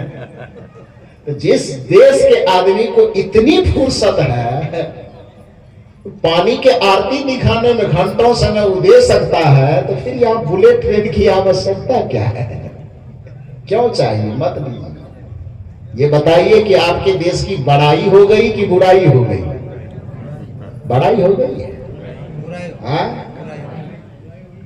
सोच के देखिए, देवताओं की पूजा के नाम पे नदियों की पूजा आपको जरूर करनी चाहिए, लेकिन नदियों की पूजा उसकी स्वच्छता में है, दिया और अगरबत्ती दिखाने में नहीं है। पेड़ की पूजा उसके चारों तरफ धागा लपेटने में नहीं है। पेड़ की पूजा उसके सामने दिया जलाने में, अगरबत्ती दिखाने में नहीं है, बल्कि पेड़ की पूजा में यह बात निहित होती है कि अनावश्यक रूप से उसे काटो मत, और यदि जरूरत पड़े, बहुत इमरजेंसी पड़े कि काटना ही पड़ रहा है, तो 1 वृक्ष काटने से पहले 10 वृक्ष लगा दो। यह वृक्ष देवता की पूजा है, यही प्रकृति की पूजा है। पूजा करना है तो इस तरीके से करो ना, खाली कबीर साहब पर कहोगे कि कोई पूजा मानवे नहीं करता है। मानते हैं, लेकिन थोड़ा दूसरा तरीका से मानते हैं। कबीर साहब ये नहीं कहते कि धागा लपेट करके पूजा करो। कबीर साहब कहते हैं जरूरत पड़े तो पहले काटो मत वृक्ष को, और यदि काटना पड़े तो 1 को काटने से पहले कितना लगा दो? 10 लगा दो। ये वृक्ष की पूजा हुई कि नहीं हुई? इस तरीके से पूजा करो। तो कहने का ये मतलब है कि नदियां भी हमें देती है, और देने वाले को देवता कहा जाता है। ये महात्मा लोग ही खाली नहीं कहते, फिल्म बनाने वाले की दुनिया से एक गीत निचोड़ करके मैं लाया हूं, सुनोगे आप लोग? देवता की परिभाषा फिल्मी नाम पर तो सब माथा हिला रहा है। बड़ा सुंदर पंक्ति है, बहुत सुंदर पंक्ति। मधुवन खुशबू देता है। मधुवन की विशेषता क्या है? फुलवारी का गुणगान क्यों किया जाता है? फुलवारी की खुशबू क्यों प्रशंसनीय है? क्योंकि वह खुशबू अपने अंदर को रखती नहीं, वह दुनिया को बांटती है। मधुवन खुशबू देता है, सागर सावन देता है।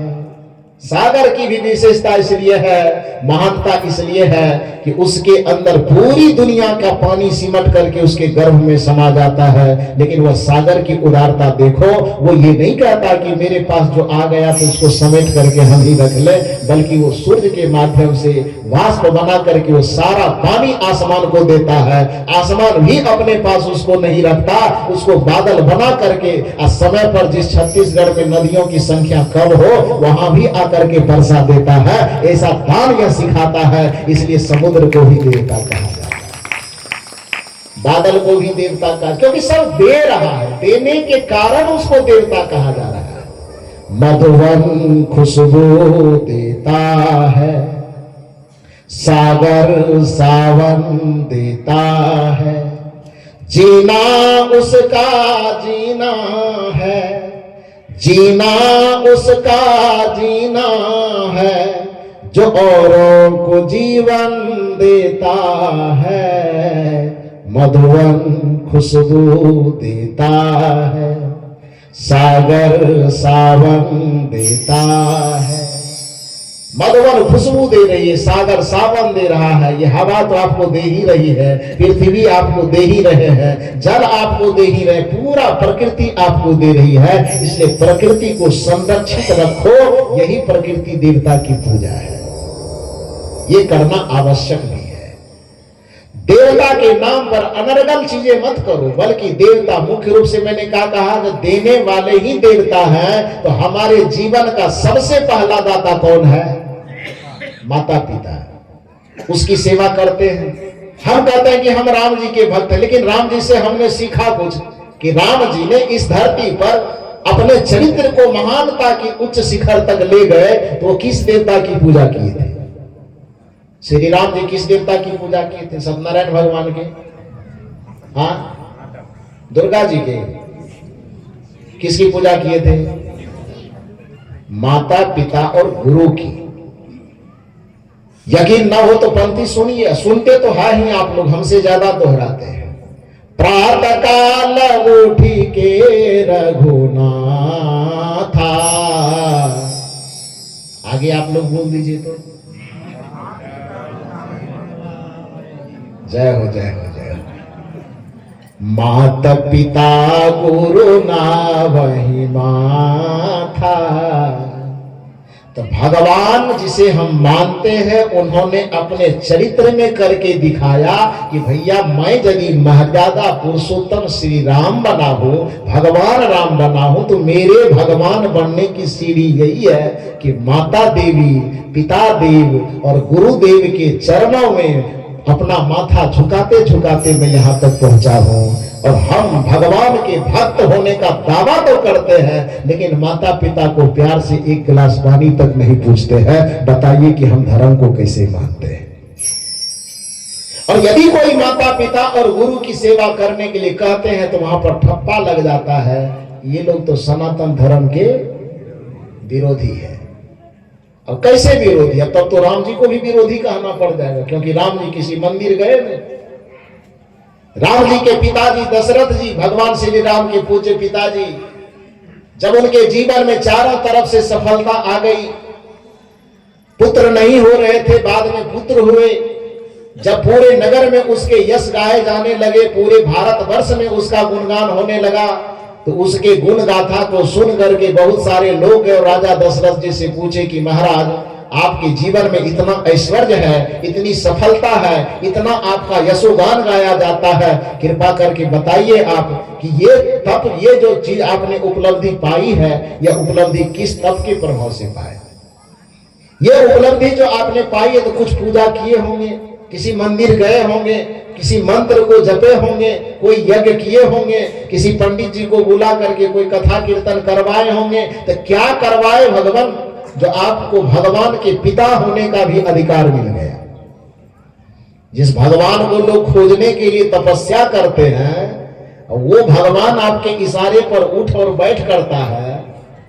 जिस भगवान को खोजने के लिए दुनिया न जाने कितनी कोशिश करती है, उस भगवान से भी आप अपना चरण दबाते होंगे।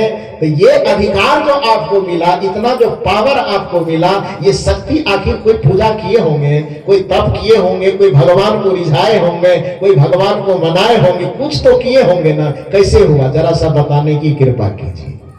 लोगों ने पूछा, किससे पूछा? महाराज दशरथ से। महाराज दशरथ कौन है?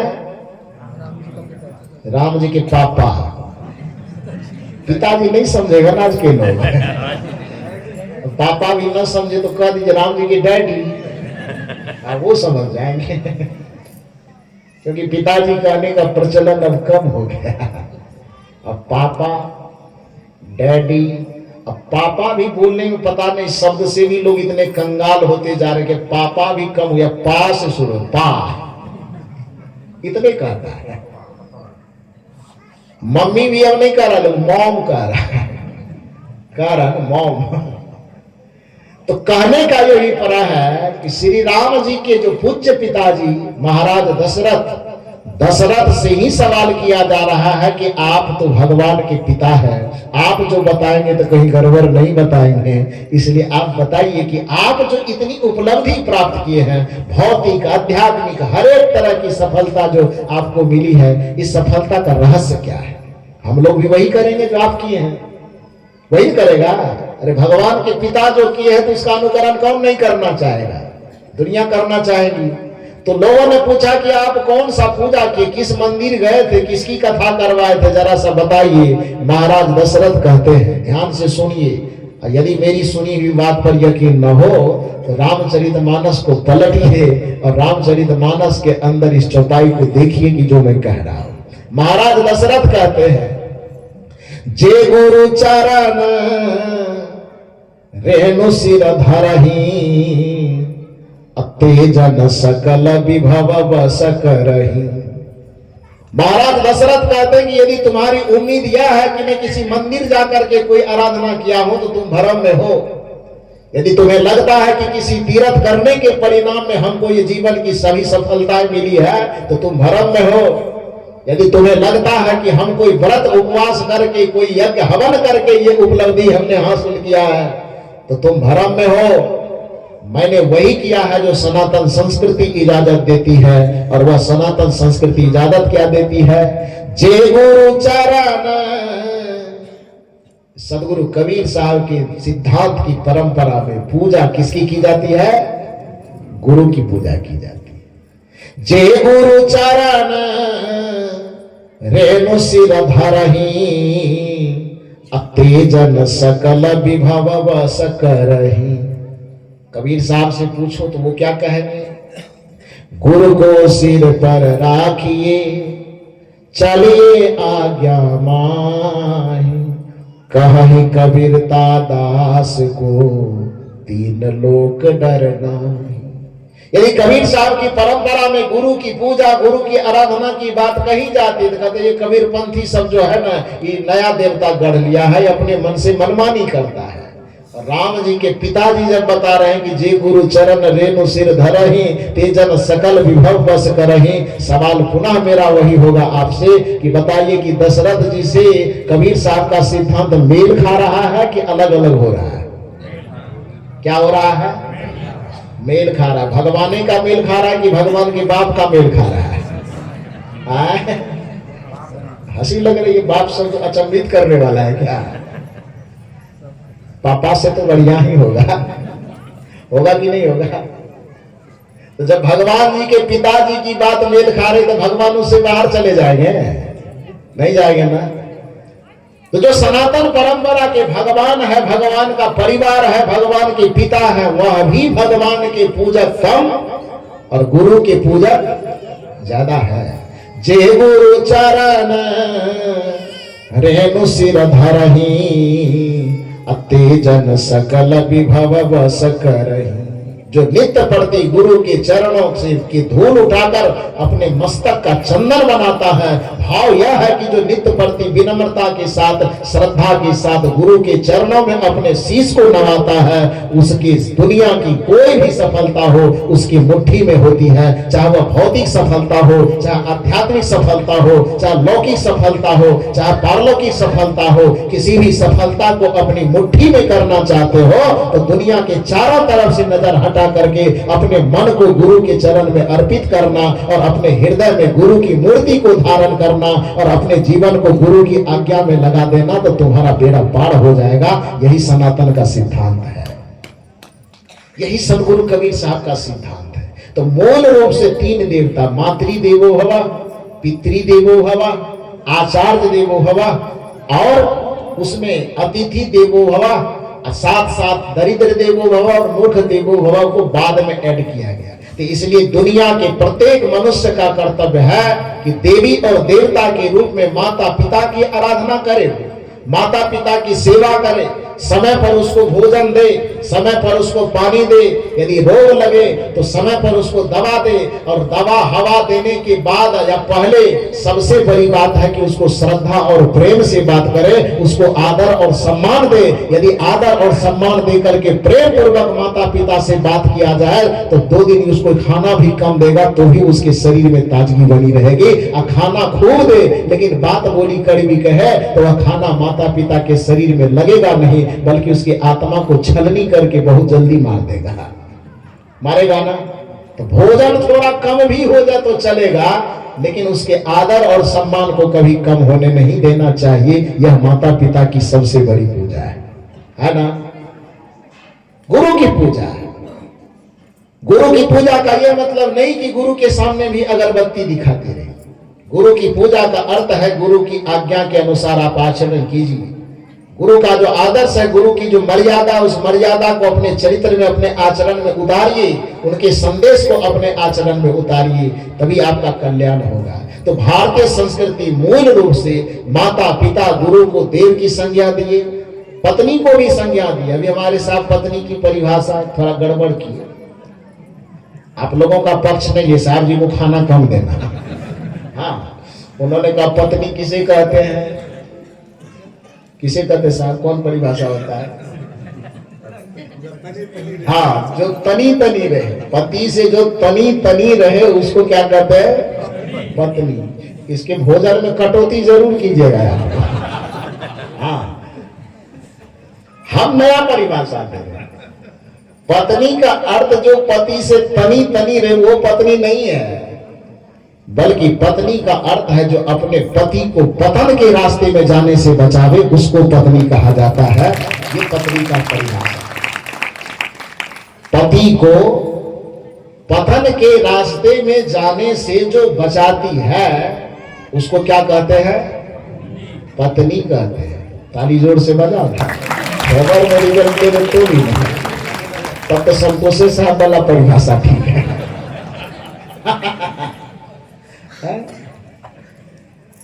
पत्नी को भी मां, ठीक है, बड़ी सुंदर कहानी सुना रहे थे कि माता पिता और पत्नी में, पुतहू में कैसा व्यवहार होना चाहिए। ये सच है कि माता पिता का आदर भगवान से भी ज्यादा आदर होना चाहिए, लेकिन एक तरफा डिग्री मत दीजिएगा। राम जी के लिए इस चीज को तो हम दोषी ठहरा रहे थे, राम जी वाला तो कहानी छुड़िए गया, छुटा ना, कि न्यायिक उनको हम नहीं मान सकते। क्यों नहीं मान सकते? क्योंकि एक तरफा डिग्री उन्होंने दिया था। बाली, राजा बलि जो सुग्रीव के भाई थे, बाली, वह जाते हैं, सुग्रीव अपने तरफ से उसको सुनाते हैं, दर्द सुनाते हैं कि हमको ये परेशानी है, मेरे भाई मुझे घर से निकाल दिए, मेरा राजपाट छीन लिए, मेरी पत्नी के साथ दुर्व्यवहार किया।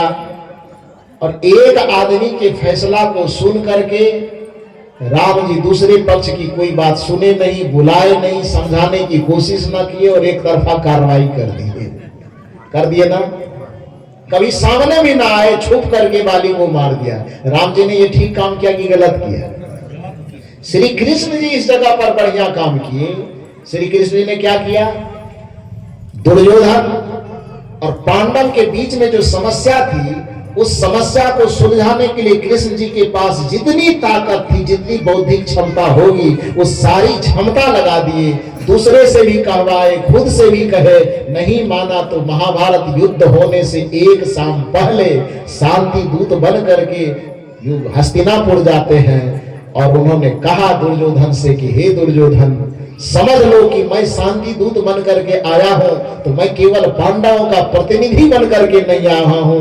मान लो कि मैं भी पांडव हूं, और मैं कहता हूं कि तुम और कुछ नहीं दे सकते हो, राज्य का बंटवारा भी मत करो, केवल 5 ग्राम दे दो। यदि इतना ही दे देते हो तो पर भी युद्ध नहीं होगा, युद्ध को बंद कर दिया जाएगा। इतना समझाने के बावजूद भी दुर्योधन ने क्या कहा? 5 ग्राम की बात करते हैं, सुई के नोक के बराबर भी हम नहीं देंगे। तो इतना समझाने के बावजूद भी जब सुई के नोक के बराबर भी जमीन देने को तैयार नहीं है, तो अब समझाना खत्म होगा कि नहीं? और जहां समझाना खत्म होगा तब क्या होगा? महाभारत होगा। इसलिए नीति में कहा जाता है कि यदि कृष्ण के बांसुरी बजाने से दुनिया सुन लेती तो कृष्ण को सुदर्शन उठाने की जरूरत नहीं पड़ती।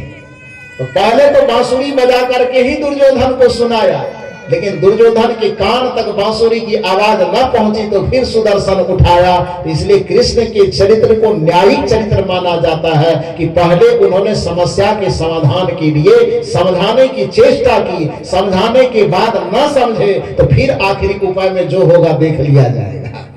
बात समझ में आई? लेकिन राम जी ने ऐसा नहीं किया। तो न्यायिक जैसे पति के रूप में राम जी ठीक नहीं कर पाए, एक न्यायदाता के रूप में राम जी ठीक नहीं कर पाए, तो पति के रूप में यदि सिलेक्शन करना हो तो किसकी तरह? भगवान शंकर के तरह। और एक न्यायिक चरित्र के रूप में यदि सिलेक्शन करना हो तो किसका किया जाएगा? श्री कृष्ण की तरह किया जाएगा। बाकी श्री राम जी की जो मैंने कहा कि बहुत सारी अच्छाइयां उनमें है, एक अच्छे बेटे का गुण उनमें है, एक अच्छे मित्र का गुण उसमें है, एक अच्छे भाई का गुण उनमें है। तो उनके जो अच्छे चरित्र हैं, उनके अच्छे चरित्र का अनुकरण प्रत्येक व्यक्ति को करना चाहिए। यही श्री राम जी का भक्त होने का प्रमाण है। क्योंकि कबीर साहब का दर्शन यही कहता है कि चित्र के सामने दिया अगरबत्ती दिखाना ही केवल पूजा नहीं है, बल्कि चरित्र को अपने आचरण में उतारना ही भगवान की सबसे बड़ी पूजा है। और ये केवल कबीर साहब का दर्शन नहीं है, बल्कि पूजा का अर्थ ही होता। ध्यान से सुनिए, पढ़े लिखे लोग चूंकि यहाँ बैठे हैं, संस्कृत में जो पूजा की परिभाषा दी गई है वो पूजा की परिभाषा, भक्ति की परिभाषा दी गई है कि पूज्येष्व अनुरागो भक्ति।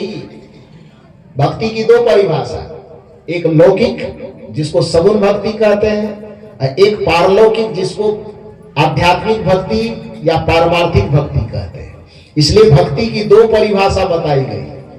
लौकिक जगत में भक्ति की परिभाषा बताई गई कि पूज्येषु अनुरागो भक्ति, पूज्य के प्रति अपने चित्त में अनुराग पूर्वक उनके आचरण को अपने आचरण में शामिल करना, यह पूज्य की भक्ति है।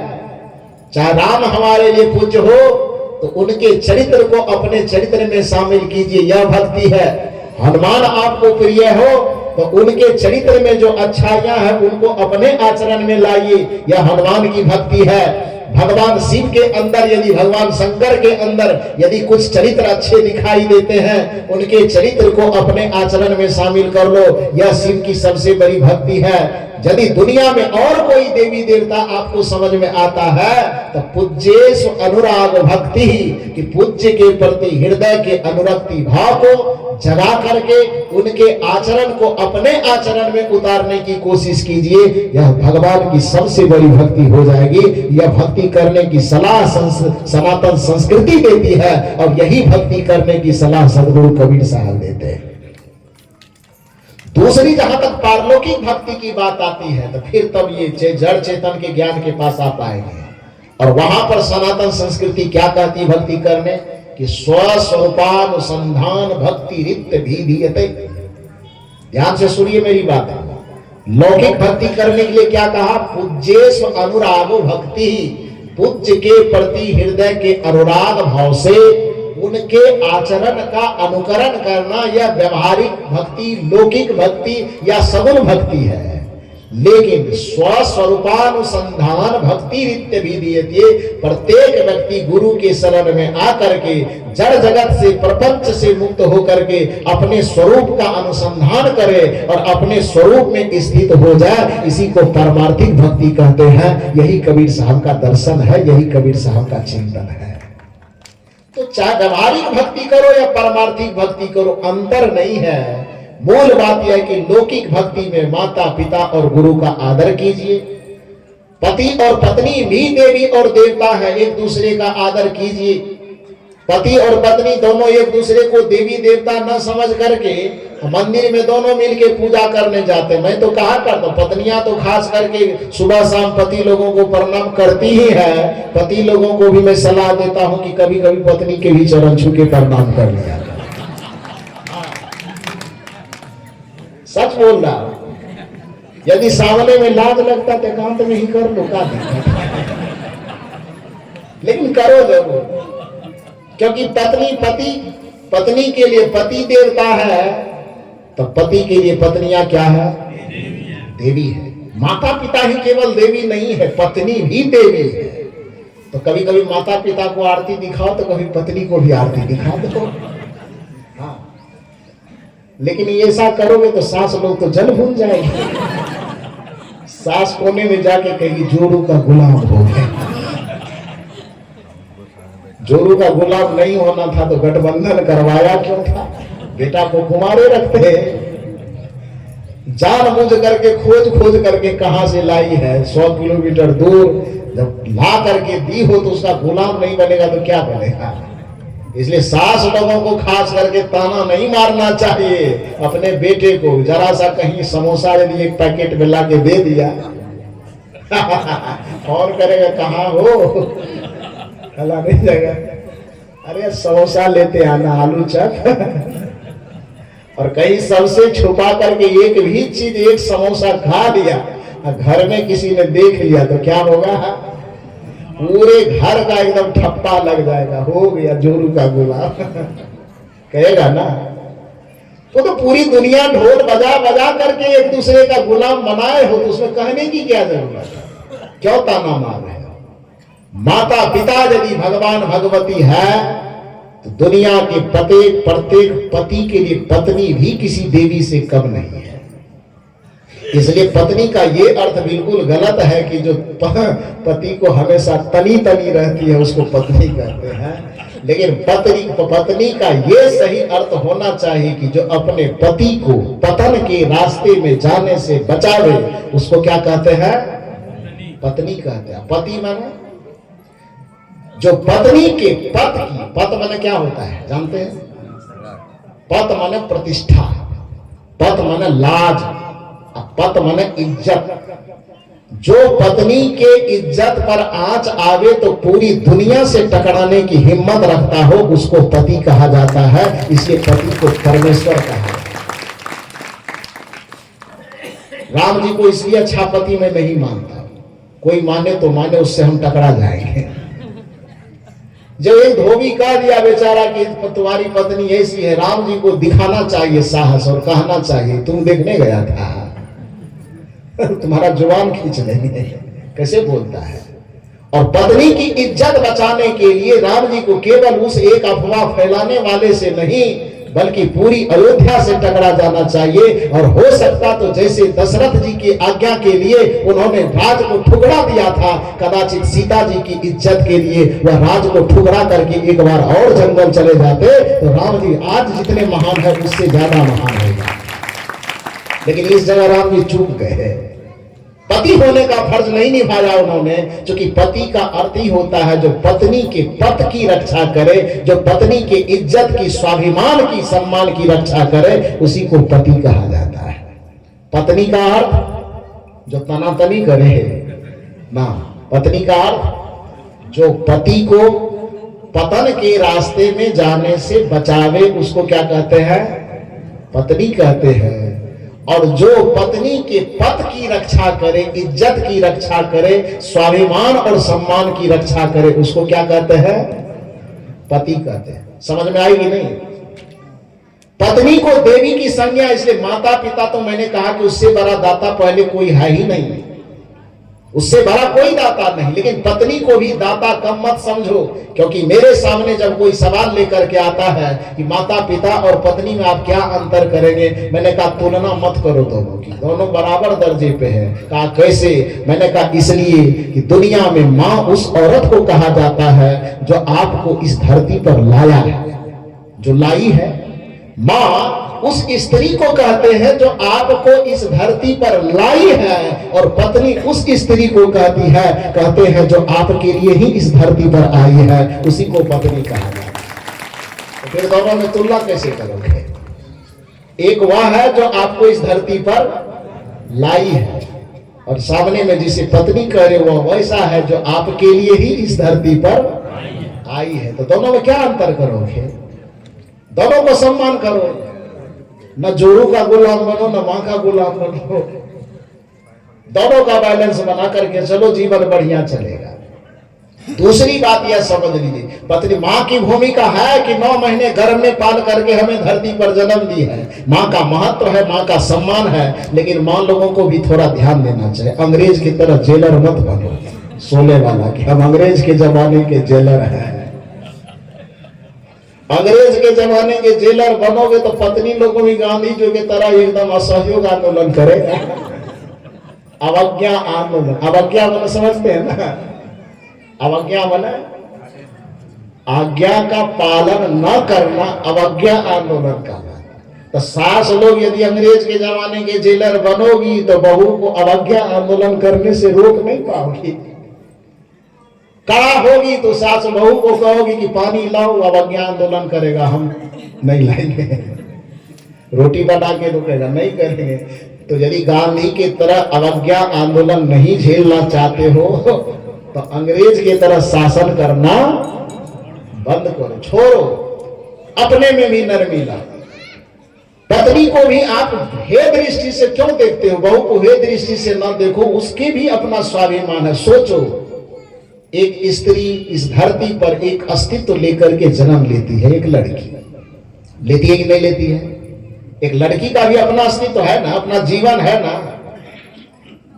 कब तक? जब तक उसकी शादी नहीं हो जाती है। और जब शादी हो जाती है किसी अनजान लड़का से, उसके जीवन का गठबंधन जुड़ जाता है, उसके चेतना का संबंध जुड़ जाता है, उसके मन का, उसके भाव का, उसके शरीर का, हर तरह का संबंध जब एक दूसरे से जुड़ जाता है, उसके बाद फिर लड़की का अस्तित्व बचता है कि गुम हो जाता है? क्या होता है? गुम नहीं होता है। और यदि आपको लगता नहीं होता है तो मैं करता हूं, आप लोगों की तरफ से सवाल करो, वकालत करो, इन लोगों को दबाओ थोड़ा सा, आलू का गुंडा खिलाओ भी ज्यादा। हाँ ठीक है। तो लड़की लोगों का सवाल है पुरुष वर्ग से कि जब तक हमारी शादी नहीं हुई तब तक हम एक चिड़िया की तरह चहकती हुई, गुड़िया की तरह खेलती हुई एक बालिका थे, हमारा अस्तित्व था। लेकिन शादी हो गई तो शादी होने के बाद मस्तक तो लड़की की रही, लेकिन इस पर जो सिंदूर लग गया वो किसके नाम का लगा? किसके नाम का लगा? पति के नाम का लगा ना। तो मस्तक रह गई लड़की की, लेकिन मस्तक पर चढ़ने वाला सिंदूर हो गया किसके नाम का? पति के नाम का। गर्दन रह गई लड़की की, और गर्दन में जो मंगलसूत्र पहना वो किसके नाम का? हाँ, तो गला में अपना रहा कि किसका हो गया? कलाई रह गई अपनी, और इसमें कंगन चल गया किसका? थोड़ा जोर से बोलिए ना, ये लोग ना बोलेंगे, आप लोग बोलो। ये लोग सोच रहा है कि हम लोग डाउन जा रहे हैं। हाँ, तो कलाई रह गई लड़की की, कंगन चढ़ गया किसका? पति के नाम का। पैर रह गया लड़की की, पायल चढ़ गया किसका? अंगूठी रह गई लड़की की, इसमें अंगुली रह गई लड़की की, अंगूठी चढ़ गया किसका? पैर वाला अंगूठी में क्या पहनते हैं? हाँ, बिछिया। तो पैर की अंगूठी रह गई पत्नी की, लड़की की, अब बिछिया किसके नाम का? नाक रह गया लड़की का, इस पर बनने वाला हाथी का खुट्टा। अच्छा, तो आप लोग बताओ, इसको कहते? हम तो हाथी का खुट्टा ही कहते हैं। अच्छा, कभी ट्राई किए हो इसमें हाथी वगैरह बांध करके? नहीं किए तो एक दिन करके देखना तो थोड़ा कैसा रहता है। तो ये जो लगा उसको क्या बोलते हैं आप लोग? फुल्ली। हाँ, तो नाक रह गया उसका, फुल्ली किसके नाम का चढ़ गया? अच्छा ठीक है, तो बाहरी चीज हो गई। पेट रह गई लड़की की, इसमें पलने वाला बच्चा वो किसके नाम का हो गया? किसके नाम का? तो बाकी लड़की का बचा क्या? जो स्वतंत्र अस्तित्व लेकर के इस धरती पर एक बेटी, एक बहन बन करके आई, एक अनजान लड़का के हाथ में जाने के साथ मस्तक उसका नहीं रह गया, कलाई उसकी नहीं रह गई, पैर उसका नहीं रह गया, गर्दन उसका नहीं रह गया, यहाँ तक कि जो पेट उसके भोजन के पचाने के लिए था, वह पेट में पलने वाला बच्चा भी उसके नाम का न होकर के किसके नाम का हो गया? इतने बड़ा त्याग जो अपने संपूर्ण जीवन को आपके हवाले करके अपने अस्तित्व को आपके अस्तित्व में घोल दिया। वो यदि एक समोसा ही खा ले तो जोरू का गुलाम क्यों कहते हो उसको? खाली माइये बाप को लगता है, खाली माँ बाप को लगता है कि हम ही जन्म दिए हैं। मेरे जन्म देने से ही तुम इतना चढ़फड़ा रहे हो, नहीं ताना तुम मत मारो भाई। माता पिता जन्म दिए हैं ये एक उपकार जरूर है, लेकिन पत्नी कहलाने वाली जो लड़कियां हैं वह अपने संपूर्ण जीवन का अस्तित्व एक परिवार को सींचने में लगा देती है। इसलिए माता पिता यदि देवी है तो पत्नी को भी देवी की संज्ञा मिलनी चाहिए, उसका भी सम्मान होना चाहिए, उसका आदर होना चाहिए। दोनों का महत्व अपने अपने जगह पर है। कान और आंख में कोई तुलना नहीं हो सकती, पैर और हाथ में कोई तुलना नहीं हो सकती। जहां खाने की जरूरत है पैर महत्वपूर्ण, हाथ महत्वपूर्ण होगा। जहां चलने की आवश्यकता है वहां पर पैर महत्वपूर्ण होगा। जहां पर सुनने की आवश्यकता है वहां पर कान महत्वपूर्ण होगा। जहां पर देखने की आवश्यकता है वहां पर आंख महत्वपूर्ण होगा। तो तुलना तो करना ही छोड़ो कि आंख बड़ा है कि कान बड़ा है। उसी तरह से पत्नी बड़ी है कि माता पिता बड़े, तुलना मत करो। सबकी भूमिका अपने अपने जगह पर है, बस इतना करो कि सबका सम्मान करो। माता पिता भी दुखी ना हो ऐसा व्यवहार करो, और पत्नी को भी किसी तरह का दुख ना पहुंचे ऐसा व्यवहार करो। और आप लोगों की बड़ाई कर दे तो ऐसा मत समझो कि पति लोगों को तिलंडी में भेज देंगे। हाँ, इसका भी महत्व है भाई, इनका महत्व नहीं है। तो आप जो ये बढ़िया बढ़िया चमचमाती साड़ी पहुंचते कौन बजरंगबली लाके दिया है? खाली दुकान में पसंद करते हो और कहते हैं पेटीएम कार्ड निकालिए। तो कमा कमा करके जो जमा करता है, ब्रह्मा विष्णु महेश बनकर के जो आपकी रक्षा करता है, आपके संपूर्ण भविष्य को सजाने संवारने के लिए अपने जीवन के एक एक क्षण को फैक्ट्रियों में, सड़कों पे, रोडों पे, दुकानों में, खेतों में, खलिहानों में अपने जीवन और जवानी की एक एक क्षण को गलाता है, वो कौन गलाता है? भोला बाबा की बजरंगबली? हाँ, पतिदेव न गलाता है। वह पतिदेव यदि आपके पास आता है, बाहर के झोंकों से थपेड़ों से लड़ते हुए आपके पास आता है, और कदाचित यदि दो चार कड़वी बात भी कह दे तो उस पति को परमेश्वर समझ करके उस बात को माथे से उड़ जाने दीजिए और उसके चरणों की सेवा कीजिए। यही पति की भक्ति है, यही पति की सेवा है, यही पति की पूजा है।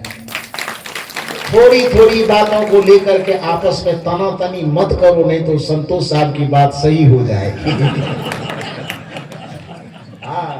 हर एक बात पे जरा सा कोई बात हो तो तनातनी लगे, खींच रहे हैं, पकड़ के नब्बर की तरह नमड़ा रहे हैं। तो मैं एक परिभाषा दे के जा रहा हूं, अगले साल यदि दोबारा कभी मौका लगे तो फिर मैं पूछूंगा कि मेरा परिभाषा सही हुआ कि संतोष साहब।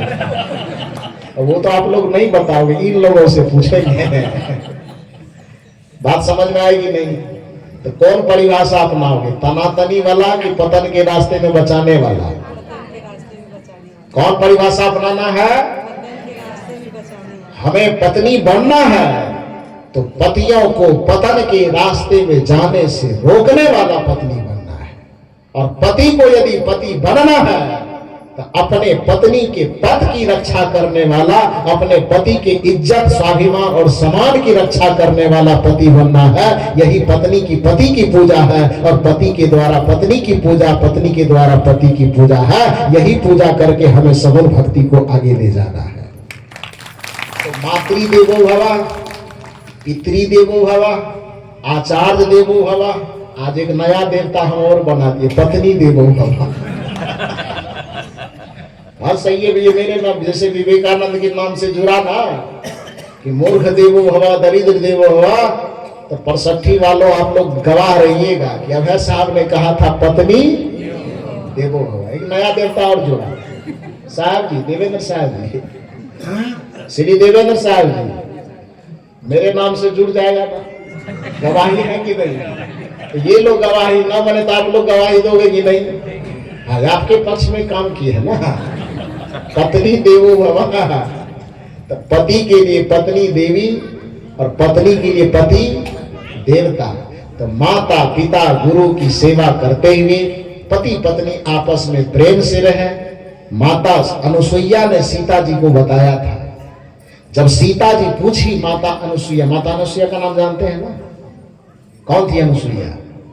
अत्रि मुनि की पत्नी थी। जिस अनुसुईया के अंदर इतना त्याग तब था कि उन्होंने देवता कहने वाले लोगों को भी 6 महीना का बच्चा बना डाला।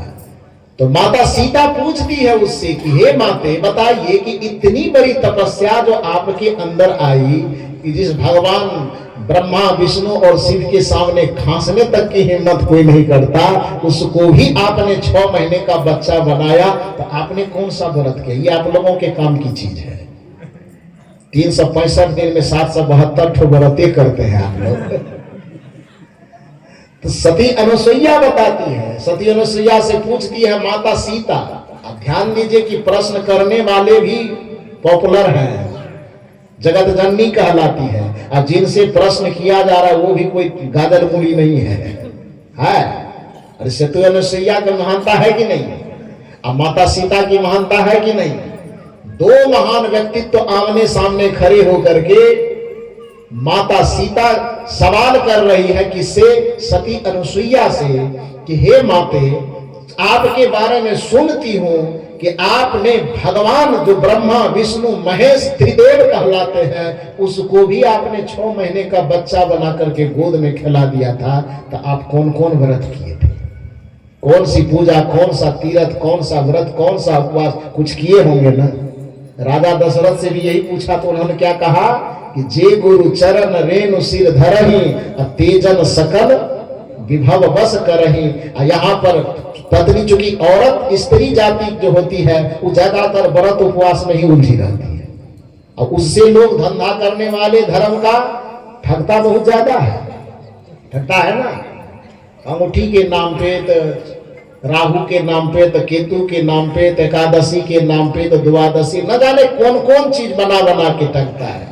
यहाँ यह सवाल आपके लायक है कि माता सीता सती अनुसुईया से पूछती है कि आप कुछ तो तीर्थ किए होंगे, कुछ तो व्रत किए होंगे, कुछ तो यज्ञ किए होंगे, कुछ तो हवन किए होंगे, जिसके परिणाम में आपको इतना सामर्थ्य आया कि भगवान को भी आपने बच्चा बना दिया। तो वो पूजा क्या है, वो तप क्या है, वो तीर्थ क्या है, वो व्रत क्या है, उसके बारे में बताइए। और इसका प्रमाण लेना हो तो कहीं दूसरे शास्त्रों में मत खोजने जाना, रामचरितमानस में जाना, जहां अत्रि मुनि के आश्रम पर सीता जी राम जी सब जाते हैं। वहां सती अनुसुईया कहती है कि मैंने कोई पूजा नहीं किया, कोई एकादशी द्वादशी कुछ नहीं किया, मैंने कोई व्रत कोई उपवास नहीं किया, बल्कि मैंने एक ही काम किया, एक ही धारा में एक व्रत नेमा। अगर ये कबीर साहब कहे तो तुरंत ठप्पा लगेगा, सनातन के विरोधी है। और सती अनुसुईया को कौन ठप्पा लगाओगे? सीता मैया वहां खड़ी है, उनपे कौन ठप्पा लगाओगे? रामचरितमानस पर कौन ठप्पा लगाओगे? देखो क्या कहा जा रहा है, एक ही धर्म, धर्म एक है स्त्री के लिए, एक व्रत नेमा, धर्म भी एक, व्रत भी एक, नियम भी एक। क्या है? एक ही धर्म एक व्रत नेमा, मन बच कर्म पति पद प्रेम। एकादशी द्वादशी कहां चला गया? अब कबीर साहब यदि ये कहे कि परिवार को संभाल के रखो यही भक्ति है, तो वही लगेगा सनातन के विरोधी है। लेकिन सती अनुसुईया जो भगवान तक को अपने तप से बच्चा बनाने वाली है, वह कह रहे कि मैंने इस संसार में जो अपनी भौतिक भक्ति को हासिल की, भक्ति की सिद्धि हासिल की, वह भक्ति की सिद्धि मुझे अन्य किसी तीर्थ व्रत के झमेले में पड़ने की जरूरत न पड़ी। एक ही धारा में एक व्रत नेमा, मन बच कर्म पति पद प्रेम। ये कौन उपदेश करती है? सती अनुसुईया। किसको सिखाती है? माता सीता को। जब माता सीता इस बात को सीख करके मस्तक झुकाती है, तो आप लोगों को क्या करना चाहिए? सीखना चाहिए कि छोड़ देना चाहिए? यही कबीर साहब सिखाना चाहते, तो लोग कहते तो मंदिर के विरोधी है। यही चीज कबीर साहब सिखाना चाहते तो कहते हैं देवी देवता भगवान भगवती के विरोधी है। नहीं नहीं, कबीर साहब विरोधी नहीं है। कबीर साहब सच्चे पूजा सच्चे भक्ति का हर जगह समर्थन करते हैं। इसलिए कबीर साहब सनातन के विरोधी नहीं, सनातन के सबसे बड़े पैरोकार है कि नहीं है? तो एक ही धर्म एक, हालांकि आजकल कलयुग में परिभाषा बदल गई है थोड़ी सी। गोस्वामी जी इस जमाने में रहे होंगे, सतुन सुया के जमाने में रहा होगा एक ही धर्म एक व्रत नेमा, मन वच कर्म पति पद प्रेमा। लेकिन आज परिभाषा बदल गई है। अभी मैं कमरे में बैठा हुआ था, हमारे एक सज्जन वहां बैठे हुए हैं, वो मिलने के लिए गए तो मुझसे पूछे कि साहब आपके यूट्यूब में देखता हूँ आप अपने एक मित्र का जिक्र करते हैं लेकिन पूरी कहानी सुन नहीं पाता, उनको सुना दीजिए। संजोग से ख्याल आ गया, टॉपिक वहीं पहुंच गई। सुना दूं कि ब्रेक मार दूं? सुना दूं? समय ब्रेक मारने के लिए कह रहा है। अब ये कहानी सुना के ब्रेक मार देता। वहां पर बिहार के नजदीक में पड़ोसी राज्य है झारखंड, और झारखंड में एक जिला पड़ता है गोड्डा जिला। तो जिस समय में मैं बीए कर रहा था तो उस बीए क्लास करने में जो एक दो दिन वो क्लास गया तो वहां पर मेरे दो चार साथी बन गए। क्योंकि हम लोगों का साथी बनने के लिए तो सब लोग ललायित रहते हैं, खोजते हैं। तो दो दिन एक दिन जब मुलाकात हुई तो साथी बन गए। ग्रेजुएशन करके एक दो साल बीत भी गया होगा तो संजोग से उसके गांव में मेरा कार्यक्रम होगा। तो जब मेरा पोस्टर पंपलेट चिपका हुआ देखा तो उसे बड़ी खुशी हुई कि जो हमारे मित्र हैं वही प्रवचन करने के लिए आ रहे हैं। तो मैं गया, मंच पे बैठा, कार्यक्रम होते होते फिर सामने से बैठ करके वो सुन रहे थे। तो मैं देखा तो वहीं से नमस्कार वंदना हुआ प्रवचन करते करते। जब प्रवचन संपन्न हुआ तो बड़ी खुशी हुई कि आप इतना अच्छा बोलते हैं, ये तो पहली बार मैं जाना। मैंने कहा ना ना, वो सुनने वाले की खासियत है, मैं कोई अच्छा नहीं बोलता।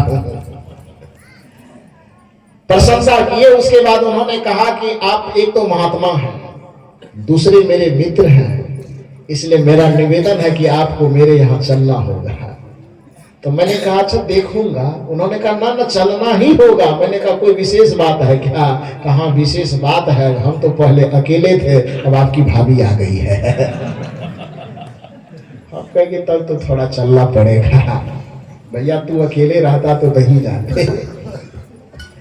तो मैं मन में प्लान बना के गया कि मैं जाऊंगा तो वहां थोड़ी सी हंसी मजाक करूंगा, मुझे बैठूंगा। दोस्त, कॉलेज के दोस्त जमा हुए हैं तो वहां पर ही महात्मागिरी करने से काम नहीं चलेगा।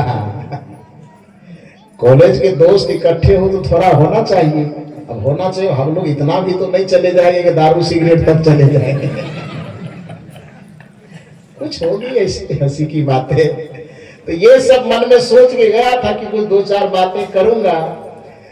लेकिन वो ले गए तो ले जाने के बाद, चूंकि पहली बार मिलने जा रहा हूं, उसके घर पे जा रहा हूं, नई नई शादी हुई है, ज्यादा दिन नहीं, बस एक आध महीना के अंतर पे शादी हुई थी। पहले पत्नी बिल्कुल नई नई थी।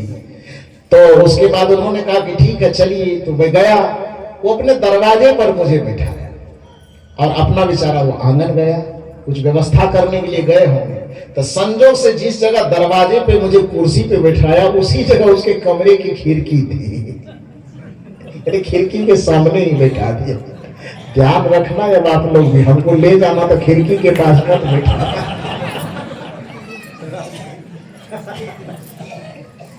नहीं तो पोल खुलेगी। तो खिड़की के पास बैठा दिया। मैं वहां बैठा था तो अंदर से गया। अब शायद उसको ध्यान में न रहा हो कि खिड़की के पास बैठा के आए हैं। तो वहां बैठा था, अंदर जाकर के वो दोस्त अपने पत्नी से कहा था, जो मेरा मित्र था, अपने पत्नी से कहा था देखो बहुत सज्जन महात्मा है, उनको मैं लाया हूं और खासियत ये है कि वो हमारे मित्र भी हैं। तो सामने में आएंगे तो थोड़ा बढ़िया से बातचीत करना। तो बातचीत तो बाद में होगी, सब ठीक ठाक कर लो। कुछ फल वगैरह कुछ भी होगा, जलपान की व्यवस्था करो। पत्नी को कहते हैं। अब वो पत्नी बेचारी वो गोस्वामी जी की साखी से नहीं परिचित होंगे कि एक ही धर्म एक व्रत नेमा या मन बच करो पति पर प्रेम। अगर ये साखी कभी सुनी हुई, ये दोहा कभी सुनी भी होगी तो इतनी पढ़ी लिखी थी कि दोहा के लेखकियत को ही बदल डाला उन्होंने। और पति से कहती है, जैसे पति कहेंगे कुछ जलपान वगैरह बनाइए, मित्र आए हैं, महात्मा भी है, थोड़ा सेवा सत्कार कीजिए। वो बेचारी मोबाइल में कोई फिल्म देख रही थी, मोबाइल में कोई फिल्म देख रही थी। तो फिल्म देखते देखते अब कोई चीज देख रही होगी, उसको आनंद, उसमें मगन थी वो। पति एक बार कहे, सुन लिया, धीरे धीरे बात कर रहे थे लेकिन हम सुन रहे थे।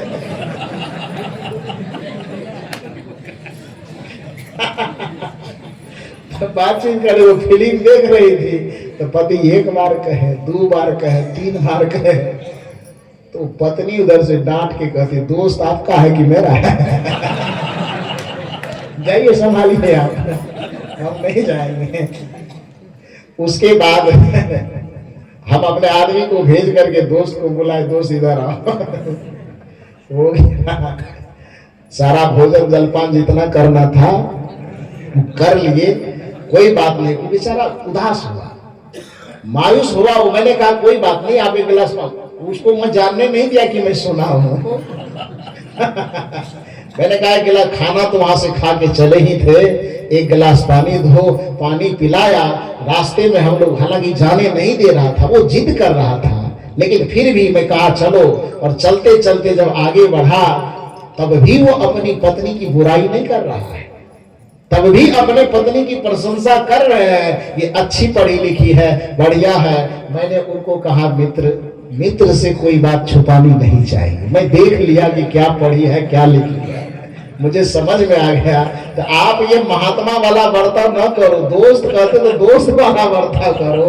मैं देख लिया। तो बेचारे के आंख से आंसू गिर गया। और उन्होंने कहा कि बस क्या देखे? मैंने कहा मैं तो जो देखा देखा, लेकिन एक चीज जरूर देखा कि गोस्वामी जी ने पत्नी का धर्म बताया था कि एक ही धर्म एक व्रत नेमा, मन बच कर्म पति पद प्रेमा। ये सती अनुसुईया के पत्नी का जो है ये प्रतिरूप पहचान है ये।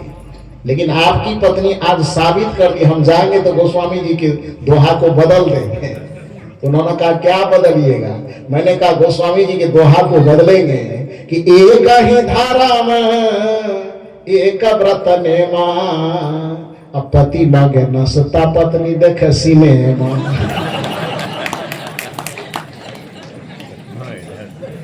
ये चौपाई बदलेंगे हम। आज घर घर में ये नौबत जरूर आई है कि नहीं? नहीं आई है। पत्नी का ये धर्म नहीं होता है।